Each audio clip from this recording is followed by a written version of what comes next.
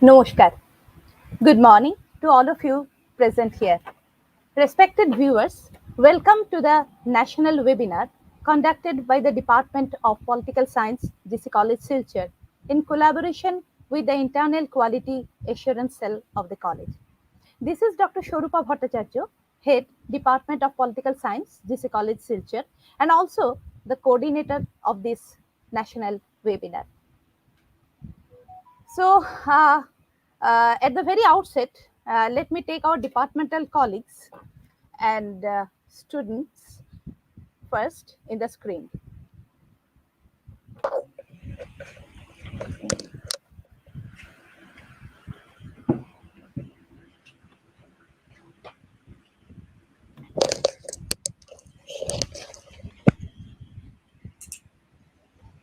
Good morning, Deepanita. Good morning. We are having some other departmental colleagues who will be joining us very soon. We have our two very promising students with us.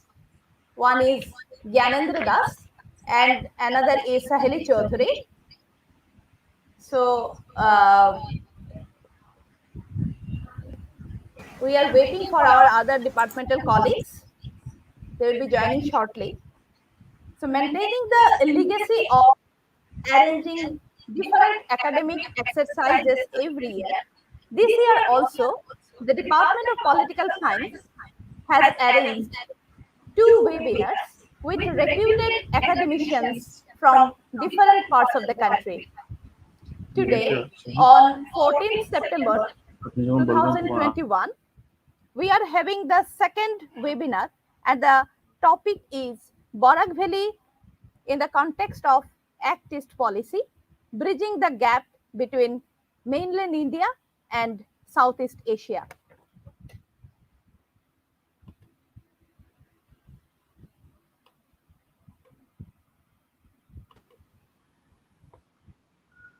We are privileged to have amidst us two luminaries, Professor Shahili Roy Chaudhary, Chairperson, Center for East Asian Studies, School of International Studies, JNU, New Delhi, and Professor Niranjan Roy, former head, Department of Economics, Assam University, Silchar.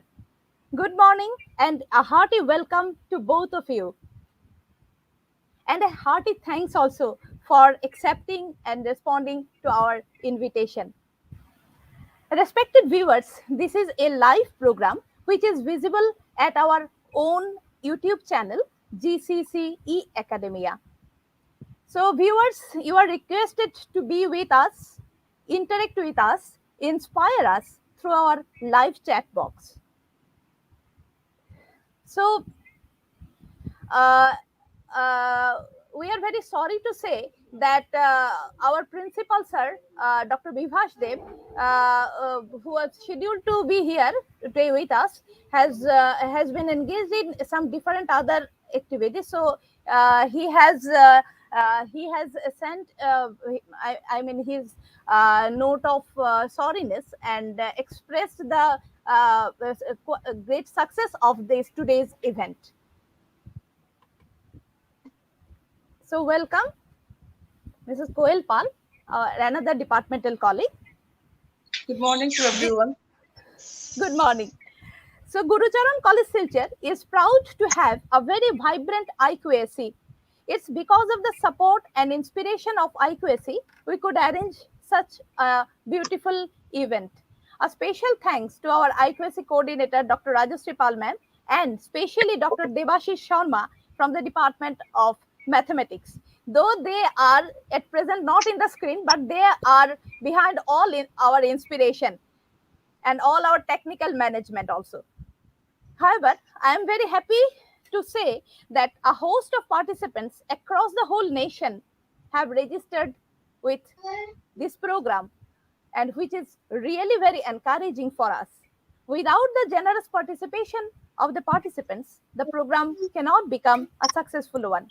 The organizing committee is honored with the participation of honorable faculties, principals, and dignitaries from different institutions across the nation, research scholars, independent researchers, students from different cadres, interested members of the society, media persons, and many more.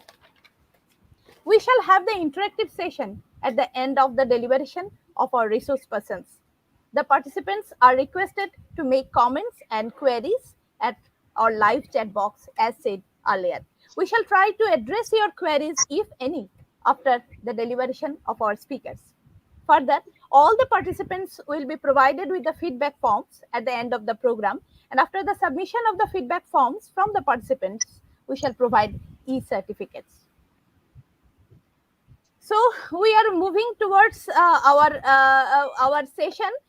This is a very short inaugural session, and before going to the main session, we would like to call Gyanendra Das, one of our most promising students from 6th semester honors batch, to explain the purpose of the webinar. Over to Gyanendra, please. Gyanendra, you are getting us? Please unmute yourself. Gyanendra, please unmute yourself.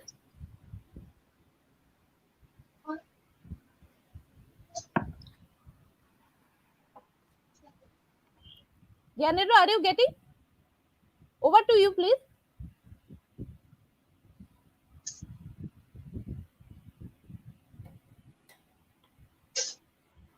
Gyanendra, are you getting us? You are. Oh, some technical issues, perhaps.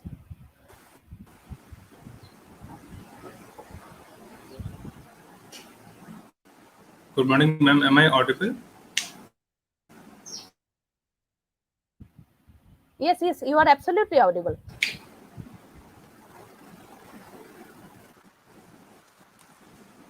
Thank you, ma'am.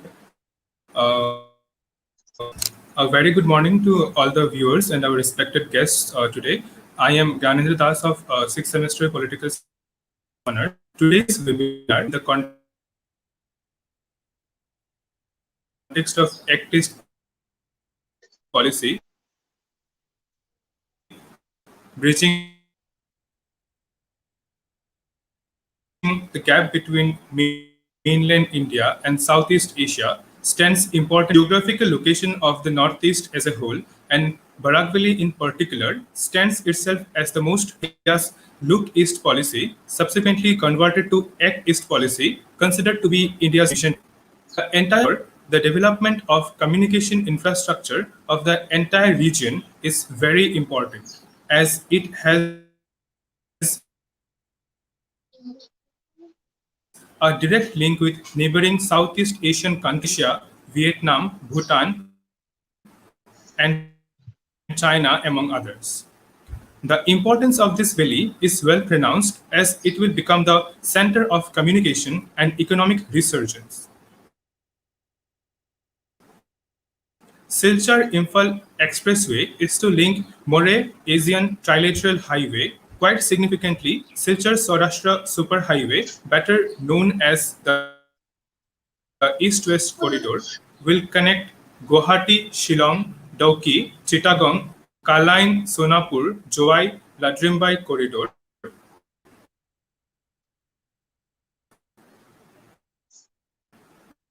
All these are undoubtedly questions such as how far these plans are being implemented, or even about the possibility of the position of Silchar Saurashtra Mahasarak or the East-West Corridor has more or less remained unchanged since 2014. The North-South East-West Corridor Kumari was mooted by Atal Bihari Vajpayee government in 1999 to transform the road infrastructure was launched with much fanfare, and the then cabinet minister Jaswant Singh coming to Silchar to formally inaugurate the construction works. However, it has a lot progress to be desired, especially in Assam, even after 2 decades. During the UPA works almost completed, bearing 31 kilometers in Dima Hasao district due to the non-clearance certificate from the Forest Department. Of the Forest Department was that if the east corridor runs from this area, it would hamper of the national sanctuary. Quite inexplicably, almost none of the representatives from Barak Valley have made any efforts to get the forest clearance for the construction works to start on this stretch. The future of this corridor remains blurry even today. Have shown their non-compliance to take responsibility of the works there due to high-level emergency problem, which could not before the Lok Sabha election. Modi came to Silchar for the election campaign. In his opening address, Ramnagar, the present Prime Minister blamed the then UPA since finish his mega project on time and further finish the if BJP comes to power.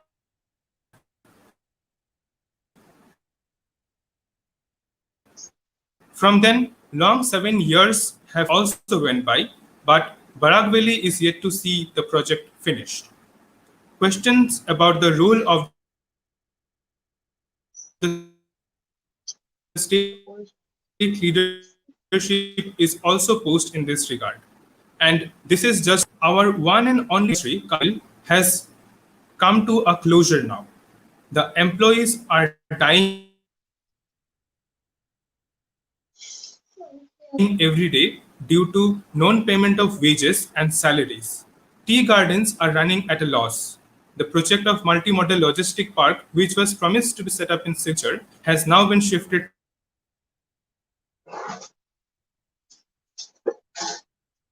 to Upper Assam, Jogighopa.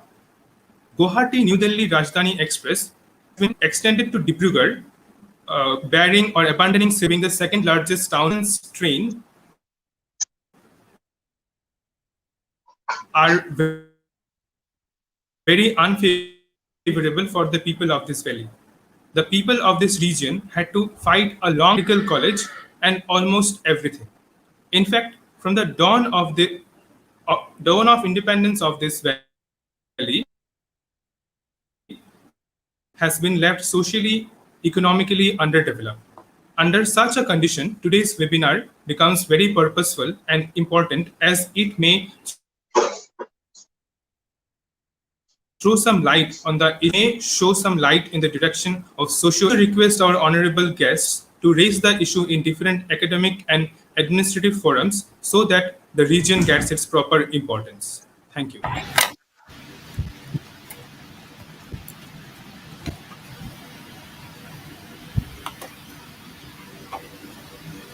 Thanks a lot, Gyanendra. Your words have tuned our event in a very purposeful manner. Thank you once again. Now I would like to go to our respected resource persons and request you to share your feelings on this occasion. Over to Professor Rai Chaudhary ma'am. Good morning, everybody.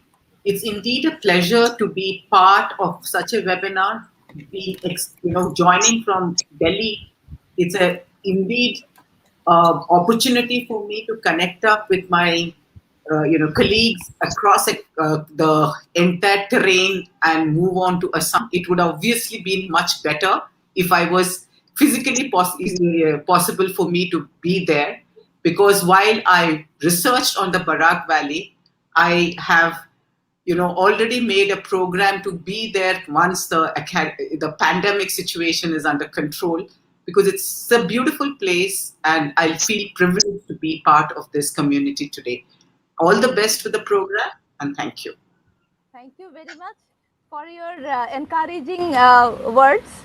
And now over to Professor Niranjan Roy, sir, please. Good morning, everyone. Esteemed Good morning, sir. Esteemed colleagues from Gurucharan College, my esteemed co-panelists, Professor Rai Chaudhary from JNU, and other participants across the different institutions in the country. It is my proud privilege to be a part of this important webinar organized by one of the premier institutions of this Northeast. Not only premier, it is one of the oldest institution of Northeast India. And the topic chosen for today's discussion is really very important and timely because we have to deliberate on the issues of all the geopolitics in the context of Act-East policy vis-a-vis Barak Valley and Northeast India. I am sure that with the participation of all the participants and with the deliberation from Madam Professor Rai Chaudhary, I think it will be really beneficial for all of us also. And I will also try to contribute in this, deliberation. Thank you very much. Over to Charupa. Thank you, sir. Thank you once again. And here we come to the end of our brief inaugural program and proceed towards the deliberative session. This session is going to be a very excited one because we have amidst us two academicians of great respect and honor. We shall start our program with the deliberation of Professor Niranjan Roy, former head, Department of Economics, Assam University, Silchar. An esteemed academician, a man of wide knowledge, an outstanding orator, an excellent administrator, Professor Roy is more known as a real gentleman and a successful teacher. I would like to request our esteemed colleague, Dipannita Depurukaistho, to introduce our esteemed guest. Over to Dipannita, please. Good morning. A very good morning to the respected dignitaries present over here. Professor Niranjan Roy, sir, Professor Shahili Chaudhary, ma'am, the departmental head, and my departmental colleagues and the students. It's indeed a pleasure for me to read out the revered biodata of Professor Niranjan Roy, who is a leading academician of this valley. Dr. Niranjan Roy is a professor and former head the Department of Economics in Assam University. He has 31 years of teaching and research experience. He is also a former dean of the School of Economics and Commerce of Assam University, Silchar. He was the director of Internal Quality Assurance Cell, Assam University, during the period 2019 to 2013. He was also the registrar in charge of Assam University, Silchar, during the period of 2011 to 2015.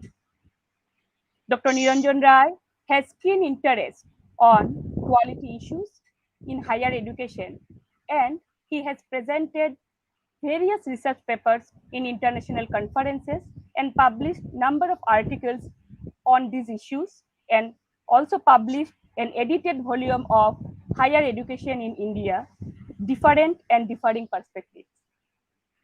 He is also associated with National Assessment and Accreditation Council, NAC, Bengaluru, for the last 1 decade and already visited 36 number of institutions as peer team member. Dr. Roy is a member in a committee for formulation of IQAC manuals and its modalities by NAC. Dr. Roy is also the recipient of European Union's Erasmus Mundus Fellowship for visiting Göttingen University, Germany during the year 2015 to 2016 for postdoctoral studies. He has published number of books, 11 number of books and 91 research papers, including articles and book chapters. Dr. Roy has completed 7 research projects funded by different organizations. Under his supervision, 21 scholars has received PhD and 6 scholars is being awarded MPhil. I welcome Professor Niranjan Roy, sir, on behalf of our department. Thank you very much, sir. Thank you, Dipannita. And now this is the time for our speaker, Professor Roy, sir. Please. Thank you, Dipannita Depurukaistho, for your introduction. You have spoken many things about me. However, so today's webinar, which is a very important in the context of Barak Valley, and we are discussing amongst ourselves about the issues, the geopolitics, the special context of the Barak Valley as a whole, and uh, in the context of Act East policy, I think this particular topic has immense importance for the Barak Valley region at this point in time. Whether my slide is visible?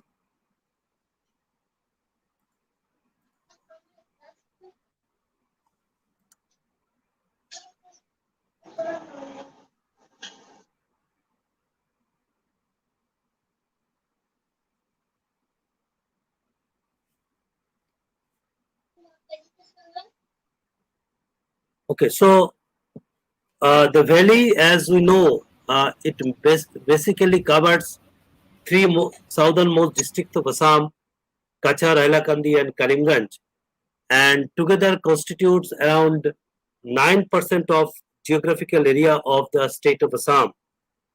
And the river Barak, which is the second largest river in the northeastern region, and a strategically located region, and it serves the connectivity of three important northeastern states, Manipur, Mizoram, and Tripura, with the rest of India. And this valley has the legacy of one of the very important, place of trading activities and manufacturing activities of tea and jute during the colonial period. And unfortunately, this its legacy of one of the strong region of trading activities has, lost during the partition, immediately after the partition of this period, partition onwards. And before independence, as we know, it was known as Surma Valley, and railway line connecting Lamding and Badarpur, which was constructed in 1899, which is the very important issue in the context of railway connectivity. And if we look at it during the colonial period, the saga of railway development of the northeastern region, which basically included the construction of 1,192 kilometer long meter gauge railway line from Chittagong, now Bangladesh, to Tinshukia, and that operated by Assam Bengal Railway line in 1904. It included a section of around 185 long kilometer of Badarpur Lamding, which mainly ran through the hilly region of North Kachar Hills district. Now, what happened immediately after independence, partition, mainly in 1947, the Assam Bengal Railway, which was bifurcated, the parts beyond Lamding became a dead end, Lamding connecting the rest of India with the Barak Valley. And as a part of Unigas project of the Indian Railways, which was the lifeline of Lamding and Badarpur, which continued, and though the link between Guwahati and Tinshukia, which was a part of the colonial period of Assam Bengal Railway line network, the Guwahati and Tinshukia, which was converted to broad gauge by 1997, the isolated railway line linking Lamding and Barak Valley and beyond, especially Guwahati Lamding stretch, which was converted also in 1994. And after that, Tinshu, of course, this gauge conversion between Lamding and Tinshukia. But what happened to this Lamding Badarpur section? A plan was mooted in 1996-97 for conversion of BG line connectivity to Barak Valley, and it was accorded the status of national project even in 2004, and unfortunately this project completed in March 2015. So the today's railway line linking Badarpur, Lamding, Silchar connectivity with the rest of India, which are having 21 tunnels and length of 12 kilometers. There are 79 bridges and all these. The project was started in 1995, 96, 97, completed in March 2015. Now, there is an instance, there is a legacy again. Kavi Guru Rabindranath Tagore, on way to Sylhet from Guwahati, came to Badarpur railway station to attend a function in February 1919. So these are all historical facts, only to show the importance of this valley during time immemorial, since time immemorial, and that is the one of the very important context today of Barak Valley connecting the all other Southeast and East Asian nations. Now, there is a strategic location, 100-kilometer border, which shares Bangladesh. Mountainous character rendered intercommunication difficult, and as we know that the creation of East Pakistan, which later emerged as Bangladesh in 1971, which basically act as a stumbling block in terms of traditional surface links with the valley with the rest of India via Bangladesh, present Bangladesh. And that railway connectivity, as I just referred, which was the lifeline of this valley for a long period of time, and not only to this valley, also to the three important northeastern states, Mizoram, Manipur, and Tripura. And our river connectivity with Bangladesh, it was another very important communication link between India and the rest of the world, even during the colonial period. So all these actually shattered, and partition has basically resulted in the loss of all vital communication network of this valley, and this valley became a landlocked region in a truer sense, and northeast northeast in a truer sense of the term, in terms of the landlocked region. Now, if we look at the sectoral composition of this valley, primary sector dependent region still now, because this is a data of 2010-11 DDP of Kachar, which is the latest DDP available, district domestic product of Kachar, and all other the not, the Barak Valley, sorry, this is not the Kachar, the Barak Valley as a whole.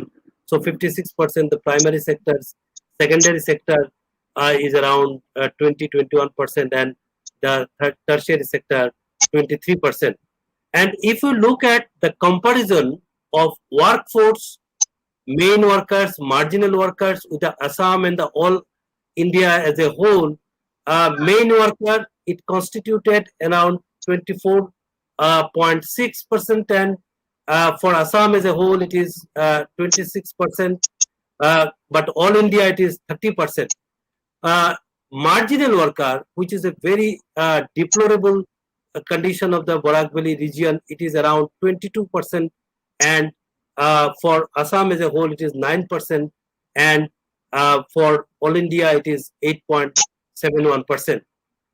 Now, if we look at the two important human development report of 2003 and 2014, and if we look at the ranks of the three districts, Kachar, Hailakandi, Karimganj, and combined Barak Valley along with Assam, because this particular Assam Human Development Report, it concentrated on different dimensional issues of health, education, income, of the state, different district of Assam.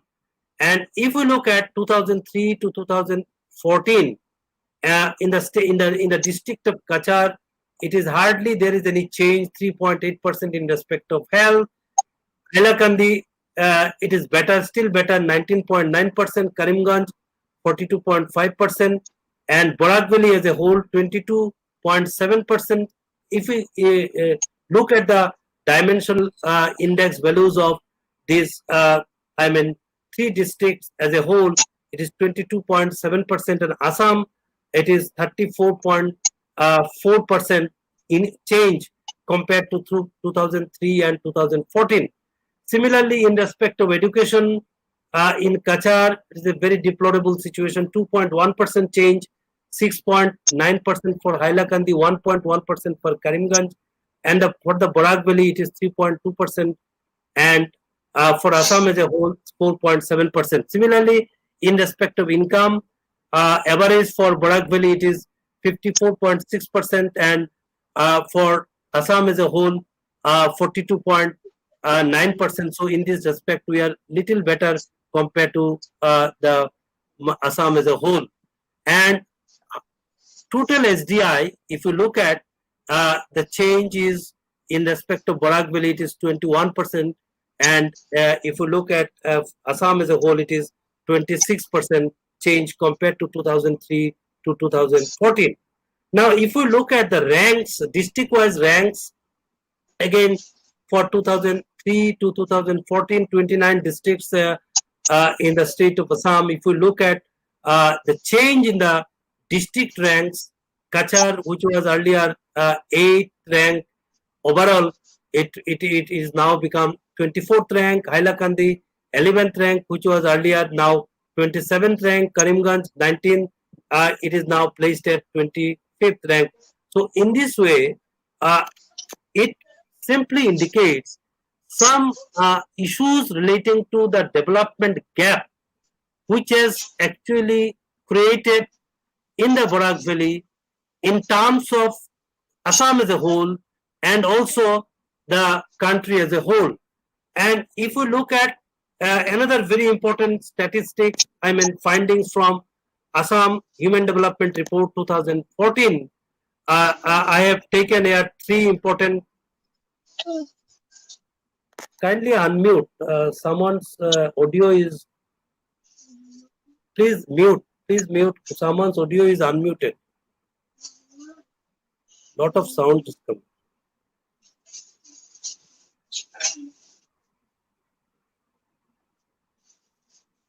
We are all muted, sir. Lot of sound is coming. I don't. Okay. So if you look at, this deprivation in basic amenities, rural, urban, district-wise. Now, in this particular context, household without electricity, household without toilet, household without drinking water. These are the three important components that I have taken from Assam Human Development Report. Now, in this particular report, if you look at Barak Valley as a whole, 53% of the household which are having without electricity as per the Assam Human Development Report 2014. And Assam as a whole is around 31%.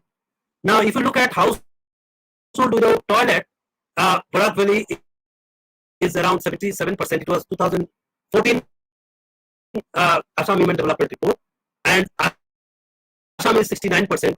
And household without drinking water, 47%, and 12% for the state of Assam. Again, we can see a development gap between the Barak Valley districts, Kachar, Hailakandi, Karimganj, and with the rest of Assam in the context of these components of electricity, toilet, drinking water, and which are mentioned as in the Assam Human Development Report 2014.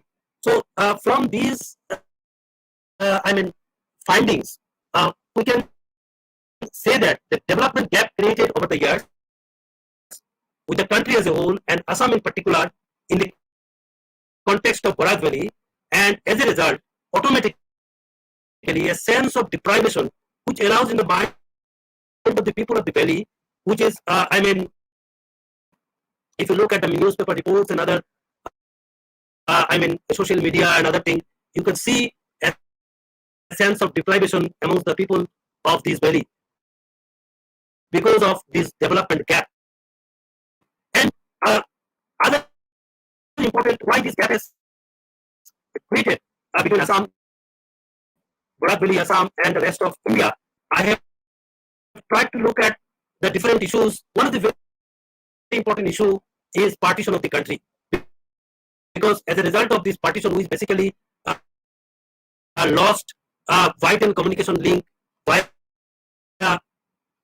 this Bangladesh, erstwhile East Pakistan connectivity, which was a major problem, isolated from mainland India. So it is a landlocked in a true sense. Then inadequate infrastructure facilities, then dependency on primary sector activities.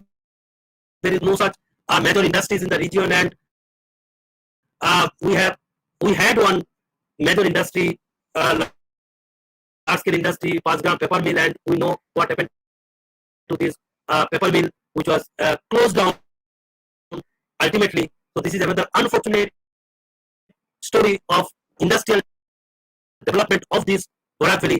So negligible, manufacturing sector, lack of diversification of agricultural sector, and economic reforms which initiated 1991 and further widened the regional disparities.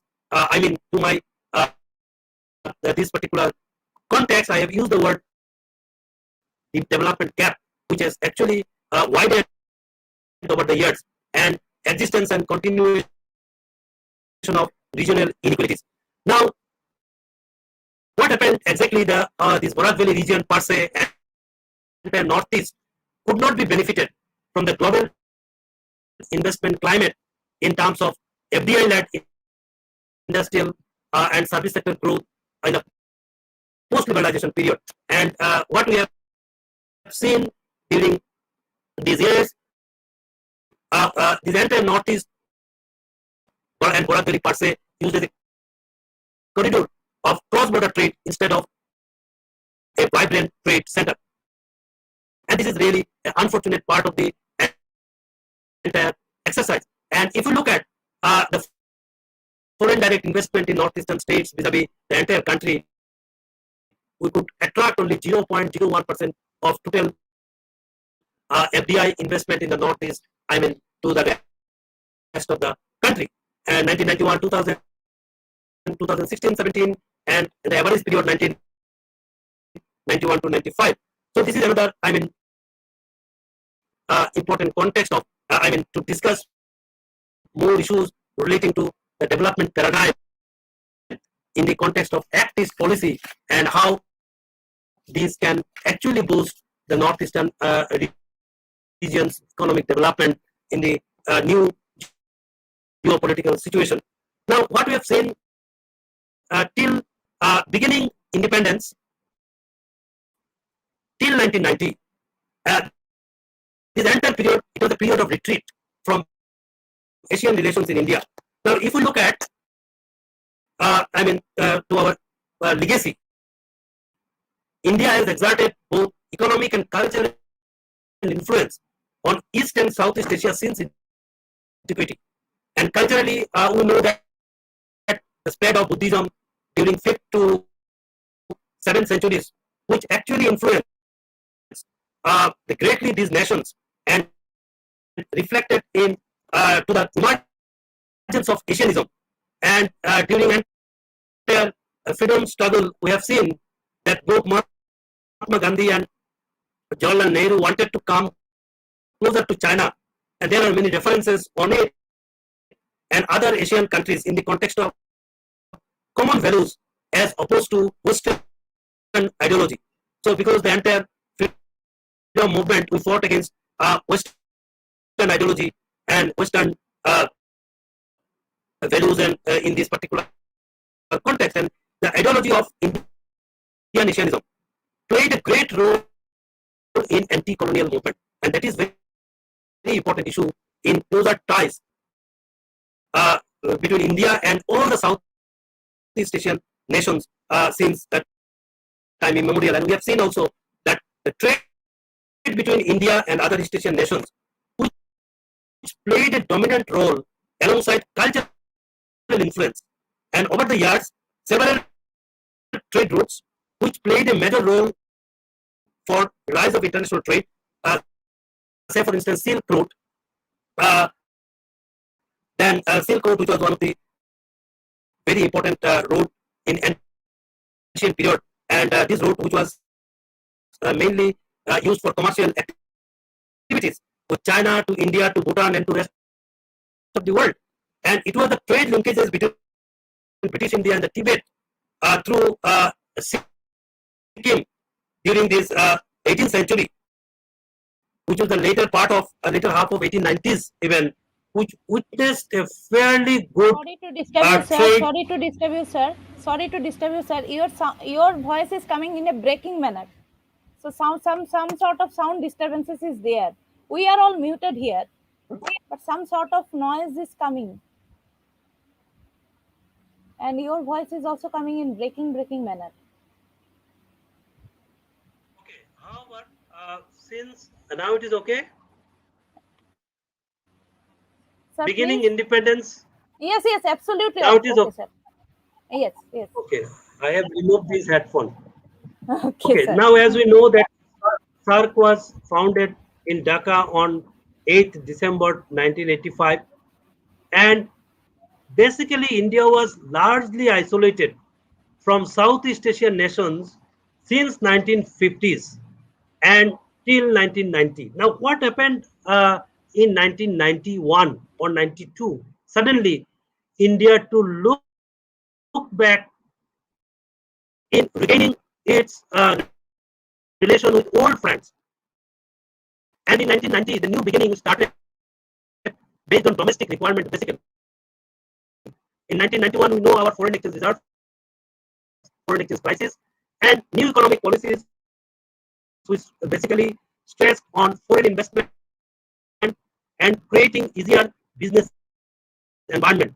And all these success stories, all these stories relating to dismantling of license Raj and all that, which actually basically centered around our globalization, privatization, and a new economic policy on foreign policy-based domestic policies, and East and Southeast Asia most dynamic part of this new exercise of India.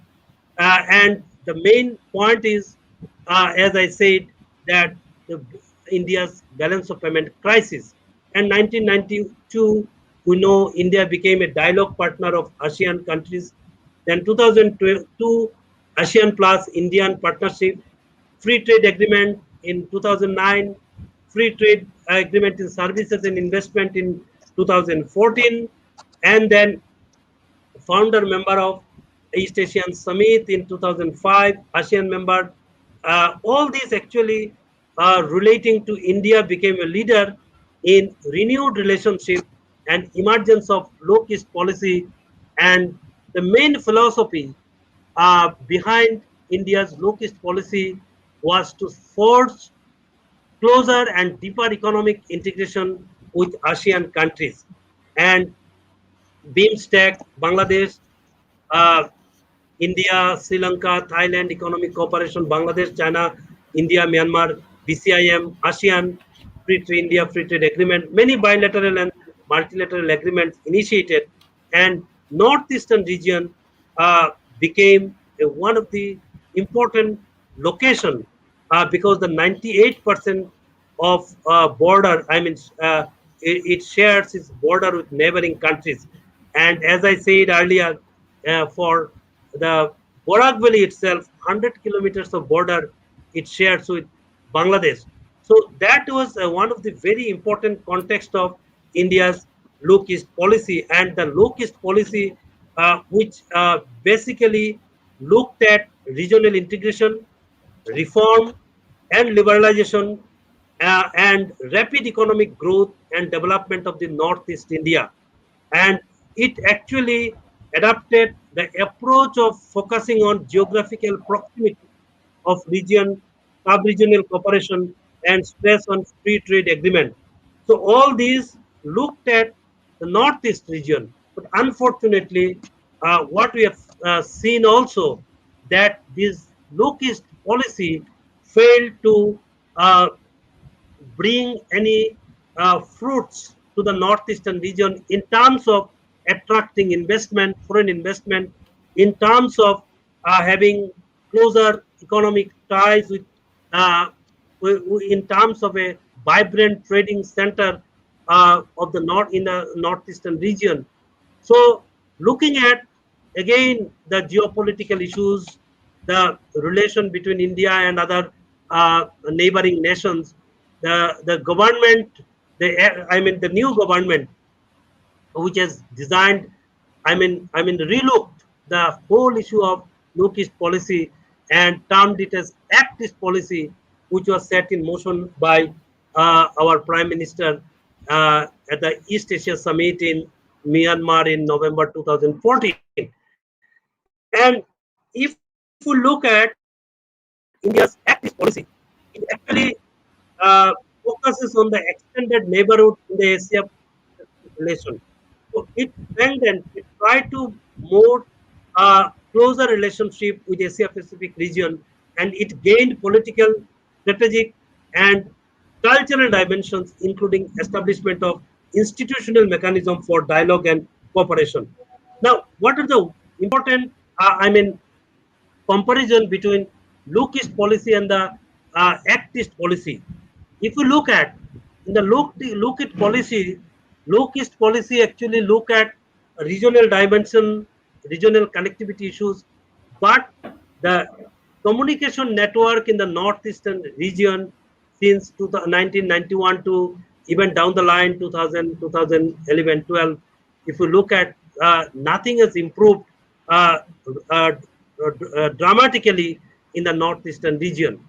But since 2014, as part of the Act East policy, if you look at the connectivity issues, it tries to revamp entire connectivity issues of the northeastern region by roadway, railway, and waterway.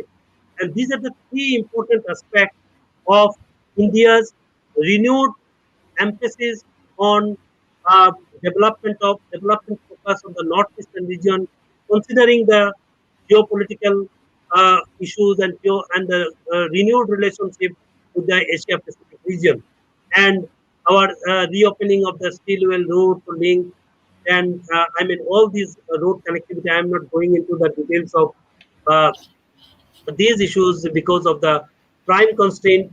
Now, if you look at uh, connectivity from Assam to Royal Bhutan, then Bangladesh to NH51, NH40, NH151, NH44, then connectivity with the Republic of China and all this. Now, oil rights, the Barak Valley actually stand, and that is very important issue at this point in time. And I have also tried to look at another very important issue that despite our, this low-east policy, what actually happened to the entire northeastern region? Why northeast still has been suffering for all these years? Now, if you look at the theoretical perspective of globalization across the nation and the within nation, now across the nation, what happened? There is a national convergence. All the nations actually converges along economic, social, and regulation modes, and that is a very important benefits of globalization and what we have seen after 1990s. But within nation, what happened actually practically economic and social divergence, economic and social instability within the regions, different regions in a particular country, as say for instance in India, regional disparities, interregional disparities, and some regions has to suffer. The case of northeastern region. So what we have seen during all these years, 1990s to 2000, I mean, and still now that the entire Northeast region is suffering because of these, instabilities, economic, social, regional, within the nation. So that's why the important issue that you need a regional emphasis on strengthening, focusing on a particular region so that the region can be strong enough to uh, compete in the global atmosphere. And the Barak Valley, today's Barak Valley is very interesting. And as I said, as I started with the notion that the Barak Valley was cut off from the rest of India, and Barak Valley could not gain, and development gap has created. Now, at this point in time, our situation, the entire Barak Valley situation, is very interesting. We have we have actually come after all these years, in a very interesting situation that Barak Valley now become a hub of, one of the important connectivity hub, will be a trading hub for entire northeastern region in the context of Act East policy. If really the Act East policy act. Now, if you look at the strategic locations of Barak Valley at this point in time, with the new emphasis, the distance between Silchar and Sylhet, then if you look at the distance between Silchar and Myanmar, so all these strategically actually opens up a new chapter for the Barak Valley region and east-west corridor, which is, of course, it takes a long period of time, but fortunately, it is on the verge of completion. Silchar is the eastern terminus, and there are other openings. Joy, in the Meghalaya, Assam Meghalaya border, there are many road project which has been taken up as part of Bharatmala project, which are actually connecting Barak Valley and neighboring states of Tripura, Mizoram, Manipur, international connectivity with Bangladesh through Sutarkandi, and with Myanmar through Manipur, More. So all these actually, it begins a new chapter in the history of connectivity of the Barak Valley, and the alternative route from Barak Valley again to Guwahati to Harangajao. Different projects, road projects are being undertaken, and under Bharatmala project, I mean, which immensely will be benefiting the entire Northeast. If you just visit almost all the states of the Northeast now, you will find, a lot of activities which are going on in terms of connecting, in terms of better connectivities, which are being implemented as part of the initiative of giving more emphasis on communication, revamping communication of the northeastern region. So this is one of the very, very important strong points for the Barak Valley itself. And the Kaladam multimodal transit transport project, which aims to connect eastern India seaport of Calcutta via Myanmar, Kaladam River, Mizoram. So here also Barak Valley will become a very important, communicating activity and hub. And if you look at our aerial distances with Bangkok, Agartala, Bangkok, Aizawl, Bangkok, Silchar, Bangkok, it is less than that of Delhi. So, you can reach Bangkok before reaching Mumbai and Chennai. So these are, the positive, opportunity. These are the real opportunities which needs to be harnessed, which needs to be actually explored in the context of this renewed relationship. And rail connectivity, BG conversion, as I said, which is ultimately, meter gauge to broad gauge connectivity, and it opens up, immense possibilities of connectivity of railway with Barak Valley and to the neighboring countries, Bangladesh, Myanmar, then other, of course, Bhutan. So all these actually ensures linkage to Southeast Asia with the establishment of linkages from Silchar to border town of More through Lakipur, Imphal. So these are other activities, I mean connectivities in the railway sector. Then coming to Barak River, as we know, Barak River has been declared as National Waterway 16. And before this China war, I mean, even the Indo-Pakistan war, the main trading activity was with the river. Around 96% of jute and 95% of tea was to be exported through these Karimganj, Bangladesh, these water connectivities.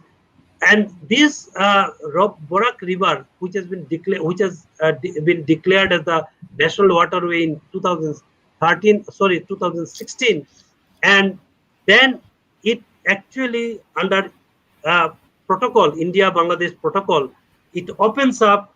There are, I mean, 2 3 more roads, and which will definitely improve the connectivity in the I mean river between Barak Valley and the rest of the world via this Bangladesh. And recently, the government of India has declared, the minister has declared, as per the newspaper report, suggests that Barak and Brahmaputra will be linked to Bay of Bengal, and there are, I mean, immense opportunities for this. And Silchar, there is a plan for multimodal logistic park, which is another very important thrust to the Barak Valley. Once it is, I mean, completed, the project is completed, National Highway 6, National Highway 37, National Waterway 16, airport, railway line, all actually will linked to a multimodal logistic park for the Barak Valley, and which is already being planned by the government of India. And this is another very important, project for the Barak Valley, connecting the Barak Valley. And proposal for restoration of historical road connecting Assam to Chittagong port through Karimganj and Molobi Bazar, then establishment of river port at Silchar on the Barak River. This project on the waterway 16, which is again linking up with Chittagong and Mongol port in Bangladesh. And there is a scope for leveraging the existing Indo-Bangladesh protocol routes, Kolkata, Karimganj, Kolkata, and Shilgat, Karimganj, Shilgat. So these are the connectivities, the three important connectivities: waterway, roadway, and the riverine roads, which are being improved. And this actually transform the agricultural sector. This actually, there is a prospect for micro, small, and medium enterprises for the valley in the coming days. Then Silchar to become a hub trading activity. But again, having said that, we know that despite immense potentialities of agro-based, mineral-based, then wood-based, then garments, metal-based, agro, then fabrication, the success stories of these industries, as I said, are not actually very good. And that is why this is a one of the important issue that entire northeast, not only the Barak Valley, these issues are actually very relevant for the entire northeast. If you look at the export trade with ASEAN countries, that 15, 16, 16, 17, 17, 18, and 18, 19, if you look at 11.35% of total export of India to the ASEAN countries. And not only the 11% is not the important thing. Important thing is that stabilize. It stabilized to 11%, and definitely it looks for more and more trade activities, trade relation with our neighbors, and only then the valley and the entire region could be benefited. And the government of Assam has already opened up Act East Policy Department for ensuring implementation of Act East policy, and it is trying to create environment for investment and rapid industrialization in the state. And many projects have already been taken up by the government of Assam and government of India. and connectivity, of course, a top priority. And the future potentialities, the Barak Valley will definitely become a future hub of uh, activity, trading activity, and communication hub for entire Southeast and East Asian nations. With if all these policies which are planned really act in true dimension, and we need actually, as I said, my strong argument is that as the development gap has created between Assam and the Barak Valley per se, so why not there is a brand Assam, brand Barak for attracting industrial investment in the Barak Valley region, and step for attracting investment in both large scale and medium scale industries. And there are many projects which are being in line by the Asian Development Bank, by the ASEAN connectivity, and the government of India has also taken lead in this, implementation of these projects. And I'm sure that if these prospect for this Act-East policy to be really implemented, the Barak Valley needs to be placed at the heart of the entire northeastern region. And a perspective plan to strengthen the economy of Barak Valley is the need of the hour, not only for the sake of the Barak Valley, but for the sake of the entire northeastern region, and also the sake for exploring the potentialities from the Act-East policy in truest sense of the term. With this, thank you very much and namaskar. Thank you very much, sir. Thanks again. And as usual, it's an excellent experience to listen to from a personality like Professor Niranjan Roy.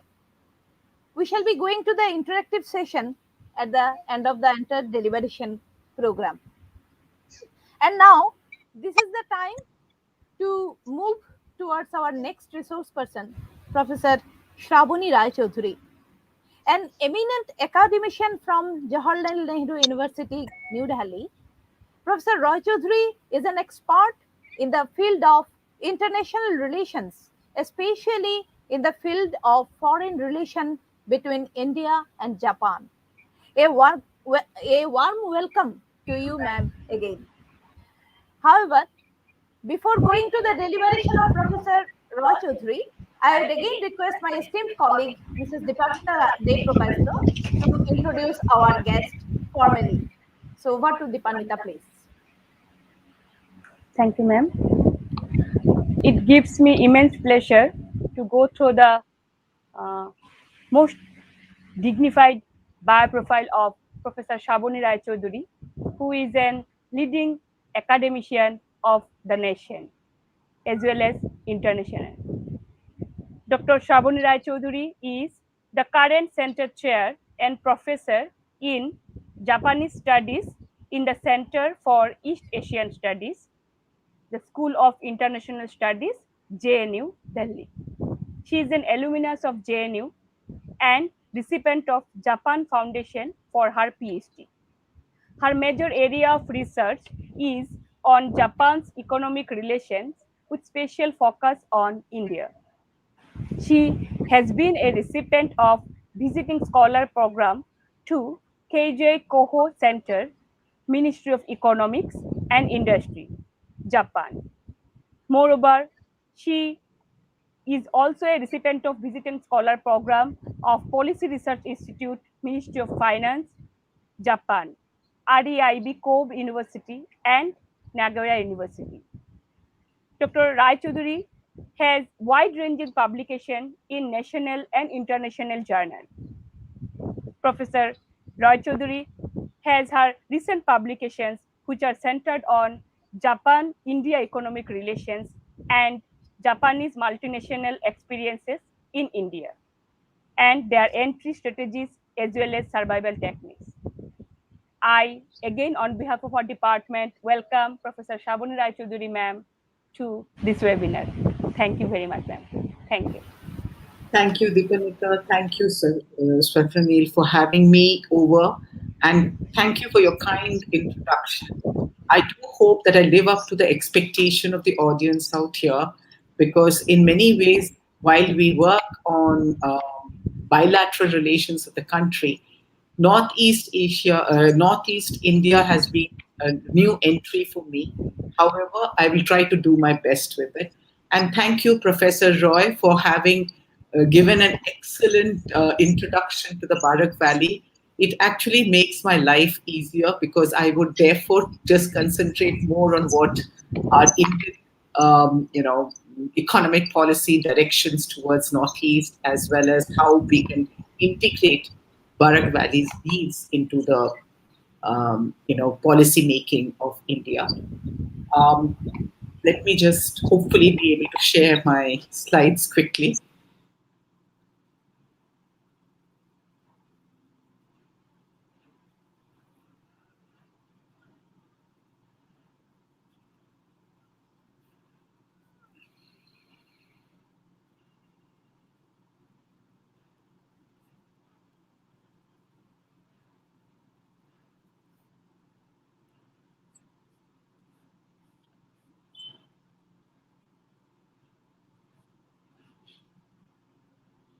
Is my slides visible?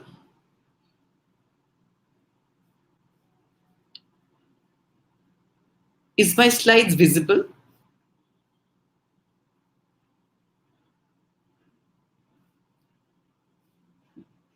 Is my slides visible? Am I audible? Yes, ma'am, you are fully audible. Please make it full screen. Okay. Your slide. Please make it full screen.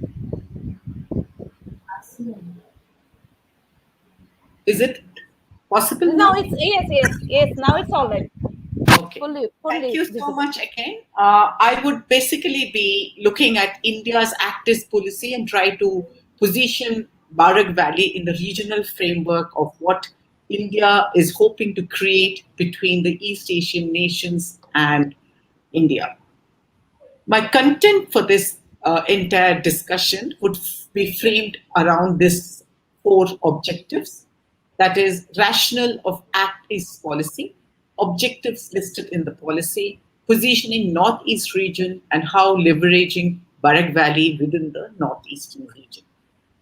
As Professor Niranjan Roy has already very elusively spoken to us about the conditions and constraints that this region has, I would like to focus on trying to understand how we can engage the East Asian nations who are keen to aid as well as trade with India, how their attention can be drawn into this region, and what can be done to actually create a synergy between the Northeast region's strong potential with that of the need of the East Asian nations. Let me now move forward to looking at what was Act East policy of India.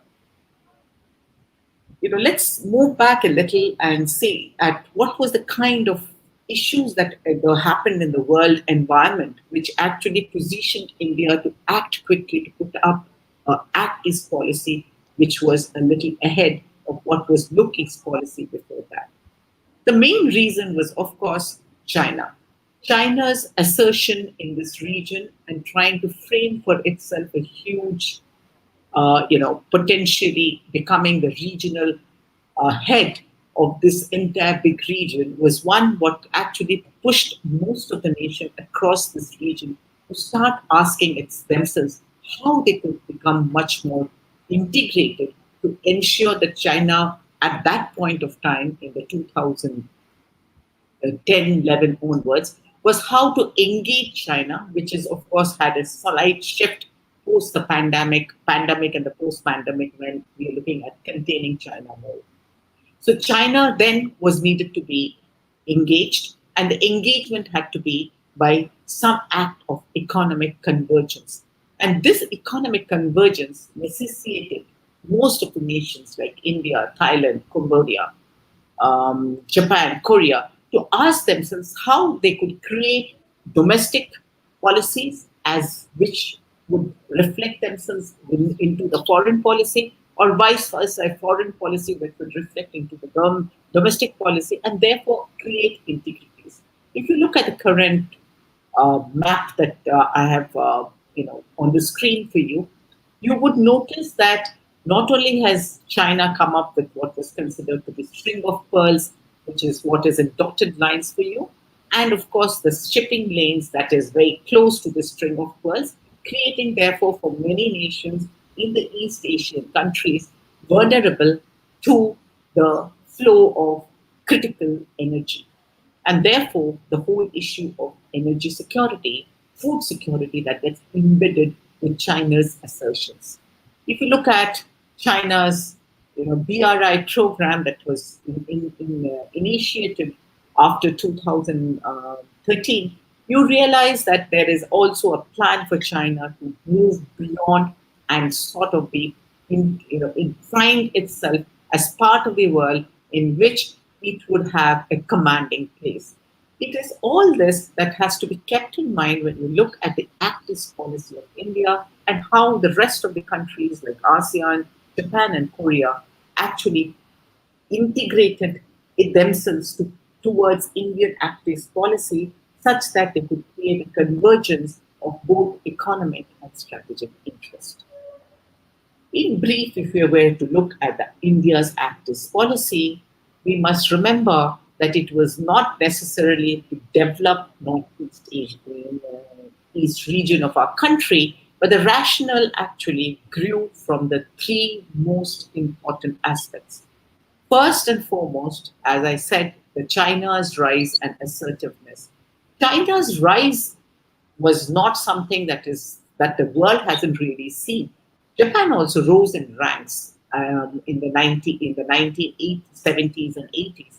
But assertiveness that China showed by encroaching into territorial issues of countries like Japan, Korea, Philippines,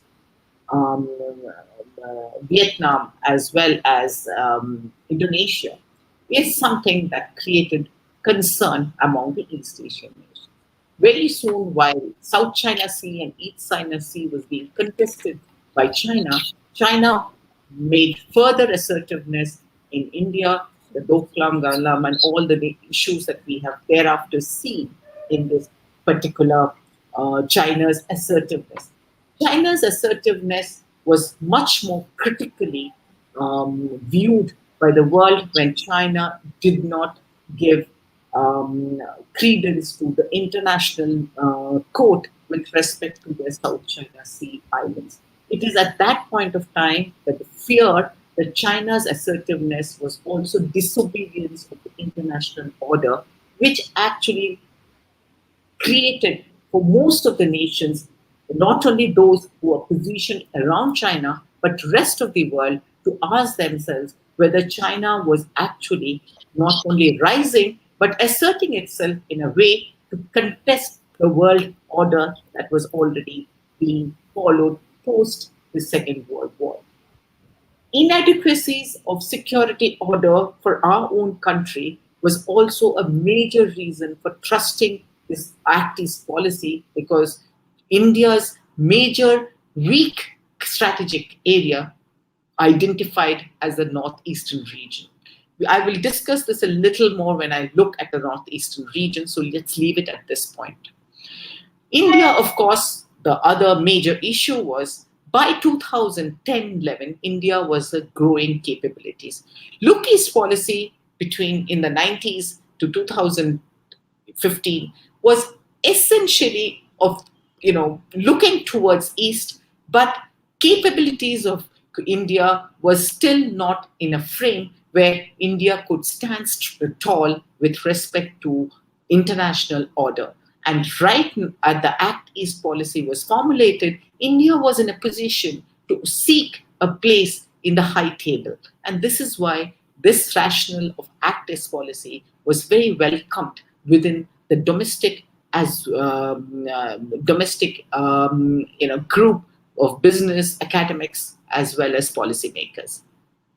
Along with this, there was yet another thing that was forming at this point of time, the Indo-Pacific concept. Indo-Pacific concept was a concept that originated academically from India, because IDSA academic policymaker actually said in his paper with respect to Indo-Pacific that this is where the next order would be. But politically, the first time the Indo-Pacific was mentioned was by our Japan Prime Minister Abe in 2007 when he addressed the Indian Parliament and talked about the confluence of the two seas. And this confluence of the two seas was basically the Indian and the Pacific Ocean.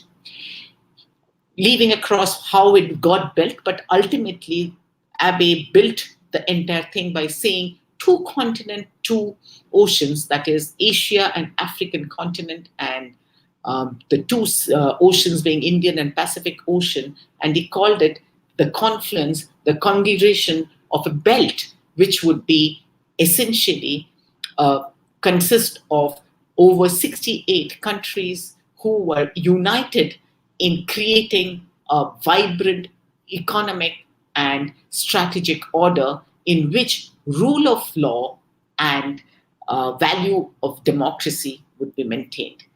While he came up with this plan, obviously it was not very easy for people to accept the plan. At that point of time, India, Australia, two major people who are today party to the Quad, were very hesitant to accept the Indo-Pacific concept.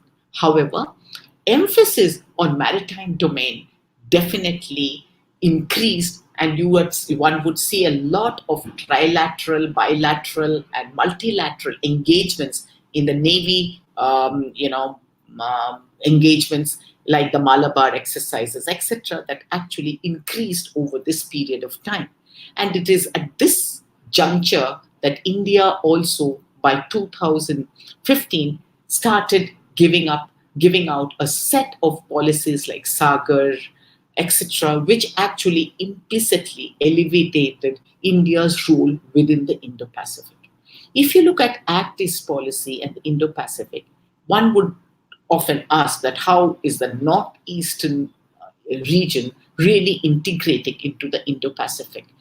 If you look at the maps, you would realize that the Indo-Pacific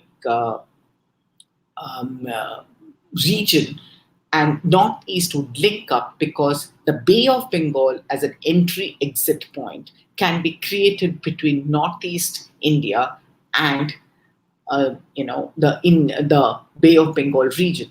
And there are lots of activities that are happening out there. Institution like NIMSTEC is already existing. Within that region, a little ahead, you have the region which is called the ASEAN out there. So there is a lot of options available if we were to look at how we want to integrate the Northeast to that of the Indo-Pacific.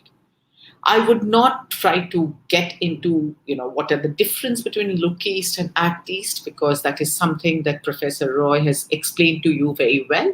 I would rather look at this, that the Act East actually was strongly focused on creating a very comprehensive security, in which comprehensive meant security of strategic interest as well as the economic interest. So two of them were going to be working in tandem to create an environment which would be, integrating India's vision of a very vibrant economy to that of the East Asian countries, that is looking not only to the ASEAN, which was what Look East policy talked about, but rather beyond, that is integrating with Japan and Korea. And today we are also thinking of how to integrate with Australia and New Zealand.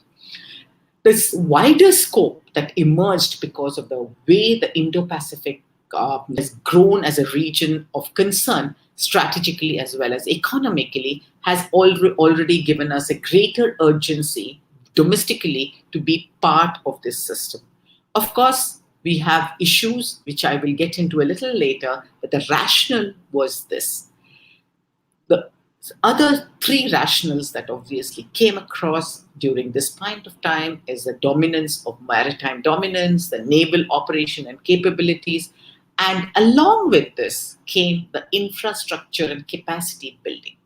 This became a kind of a mantra among most of the aiding countries who are part of OECD or the DAC, and of course, the issues of integrating infrastructurally, which would lead to capacity building. The infrastructure, interestingly, was initially looked upon as physical infrastructure in the form of road, railways, and ports and airports. However, in the pandemic, the infrastructure has gained yet another domain, and that is the infrastructure for creating networks, which would be communication networks, digital networks, which would be therefore integrating the hinterland with the mainland. And this is where I think the whole barrier of communication that was essentially created because of inaccessibility of hinterland to the mainland would today get marginalized with a digital platform. Probably today's webinar, it's a great example of how you can actually use infrastructure, the digital infrastructure, to be able to reach out to larger population than what could have happened in an offline situation. Capacity building itself has also gained a lot of attention, not only because capacity building is limited in nature to only creating productivity within the country, but capacity buildings are, of course, issues of development, which has been well addressed by Professor Roy in his own presentation, where he had talked about developmental gaps that exist, identification of developmental gaps between nations in the Indo-Pacific, within nations in each country, became a kind of an approach that the aid-giving countries took into consideration. Along with this, you have the regional institution buildings that has come up. Regional institutions need not necessarily be a brick and mortar model, but it is institutions like CPTPP, RCEPs, which are supposed to be the economic architecture for the Indo-Pacific. You have the various kind of APEC, East Asia Summit Group, bilateral summits, multilateral places like ASEAN, the Shangri-La dialogues, etc., which creates nations to interact with each other. While this creates a bohemia among nations in the thing, understanding each other becomes much more easier. One must remember that the regional institutions are also gateways of promoting India's own approach towards how it would economically and politically, strategically integrate within this regional framework. Integrating with Southeast Asia is obviously been one of the major reasons, because India for a longish period of time had been very Western driven. In the issue of Southeast Asian integration, three key areas that was felt was the institutional integration, the military relations between these countries and us, and also the commerce and connectivity issue. In the strategic relations, the nations that came forward to, to place India in a role which actually benefits India, because the balance of power against China was seen to be rooted through India and its, strong approach towards maintaining or positively imbibing the international order or the liberal order system, which is what United States, Japan, and Australia is keenly promoting. And if you look at their own blue maps of Indo-Pacific policy, it starts by saying shared value and interest, common interest. And this is something that United States, Australia, and Japan have constantly communicated to India through their joint statements that has come up with their meetings with our Prime Minister. So these three countries are strategically seeking out India, and India is in a position now to exercise a role in which India can, integrate its economic needs to that of strategically becoming a very relevant country for these three countries. Other countries like obviously Russia, France, and UK, who were parties to India's progress past, have continued to have greater, gooder, and a better relationship with us. We are in a juncture right now, if you look at it from the strategic point of view, we are at a juncture right now where India is sought by the world, and India has a defined role which the world wants India to play. And since strategically we are country that is positioned to to seek out its own role, it gives a good strength if we can economically also pull ourselves into the high table. Our purchasing power parity shows that we are fourth in the thing, but unfortunately the purchasing power parity does not rank fourth, does not actually emulate the ground truths, because that is where the per capita income, the population dividend, everything becomes an issue of concern. Each of the issues that India faces, like a huge demography, itself is a huge advantage again if it can be skilled and oriented to become the provider of the set of skills that is going to be required in the future. This contradiction that exists in India needs to be addressed, and that is why probably the Act East policy was a a good platform through which these contradictions can be addressed, and the Northeast region can move to become a region of economic strength. Managing relationship with China became one of the core issues within the Act East policy. Therefore, the bilateral trade, economics, multilateral cooperation norms, bilateral security exchanges that continues to involve India and try to get China to be, if not warm towards India, definitely not aggressive toward India, continues to challenge India, and the current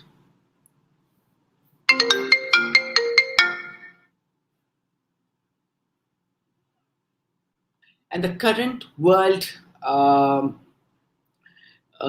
environment, especially the one that is mapped, sort of opening up in Afghanistan, is of concern to India, because you have a situation in hand which is going to be an area of concern and divert our attention from actually becoming a much more larger actor within the Indo-Pacific, because the Afghanistan issue will obviously divert attention out there. And therefore, currently, as we are positioned, India is going to be in a situation where it has to very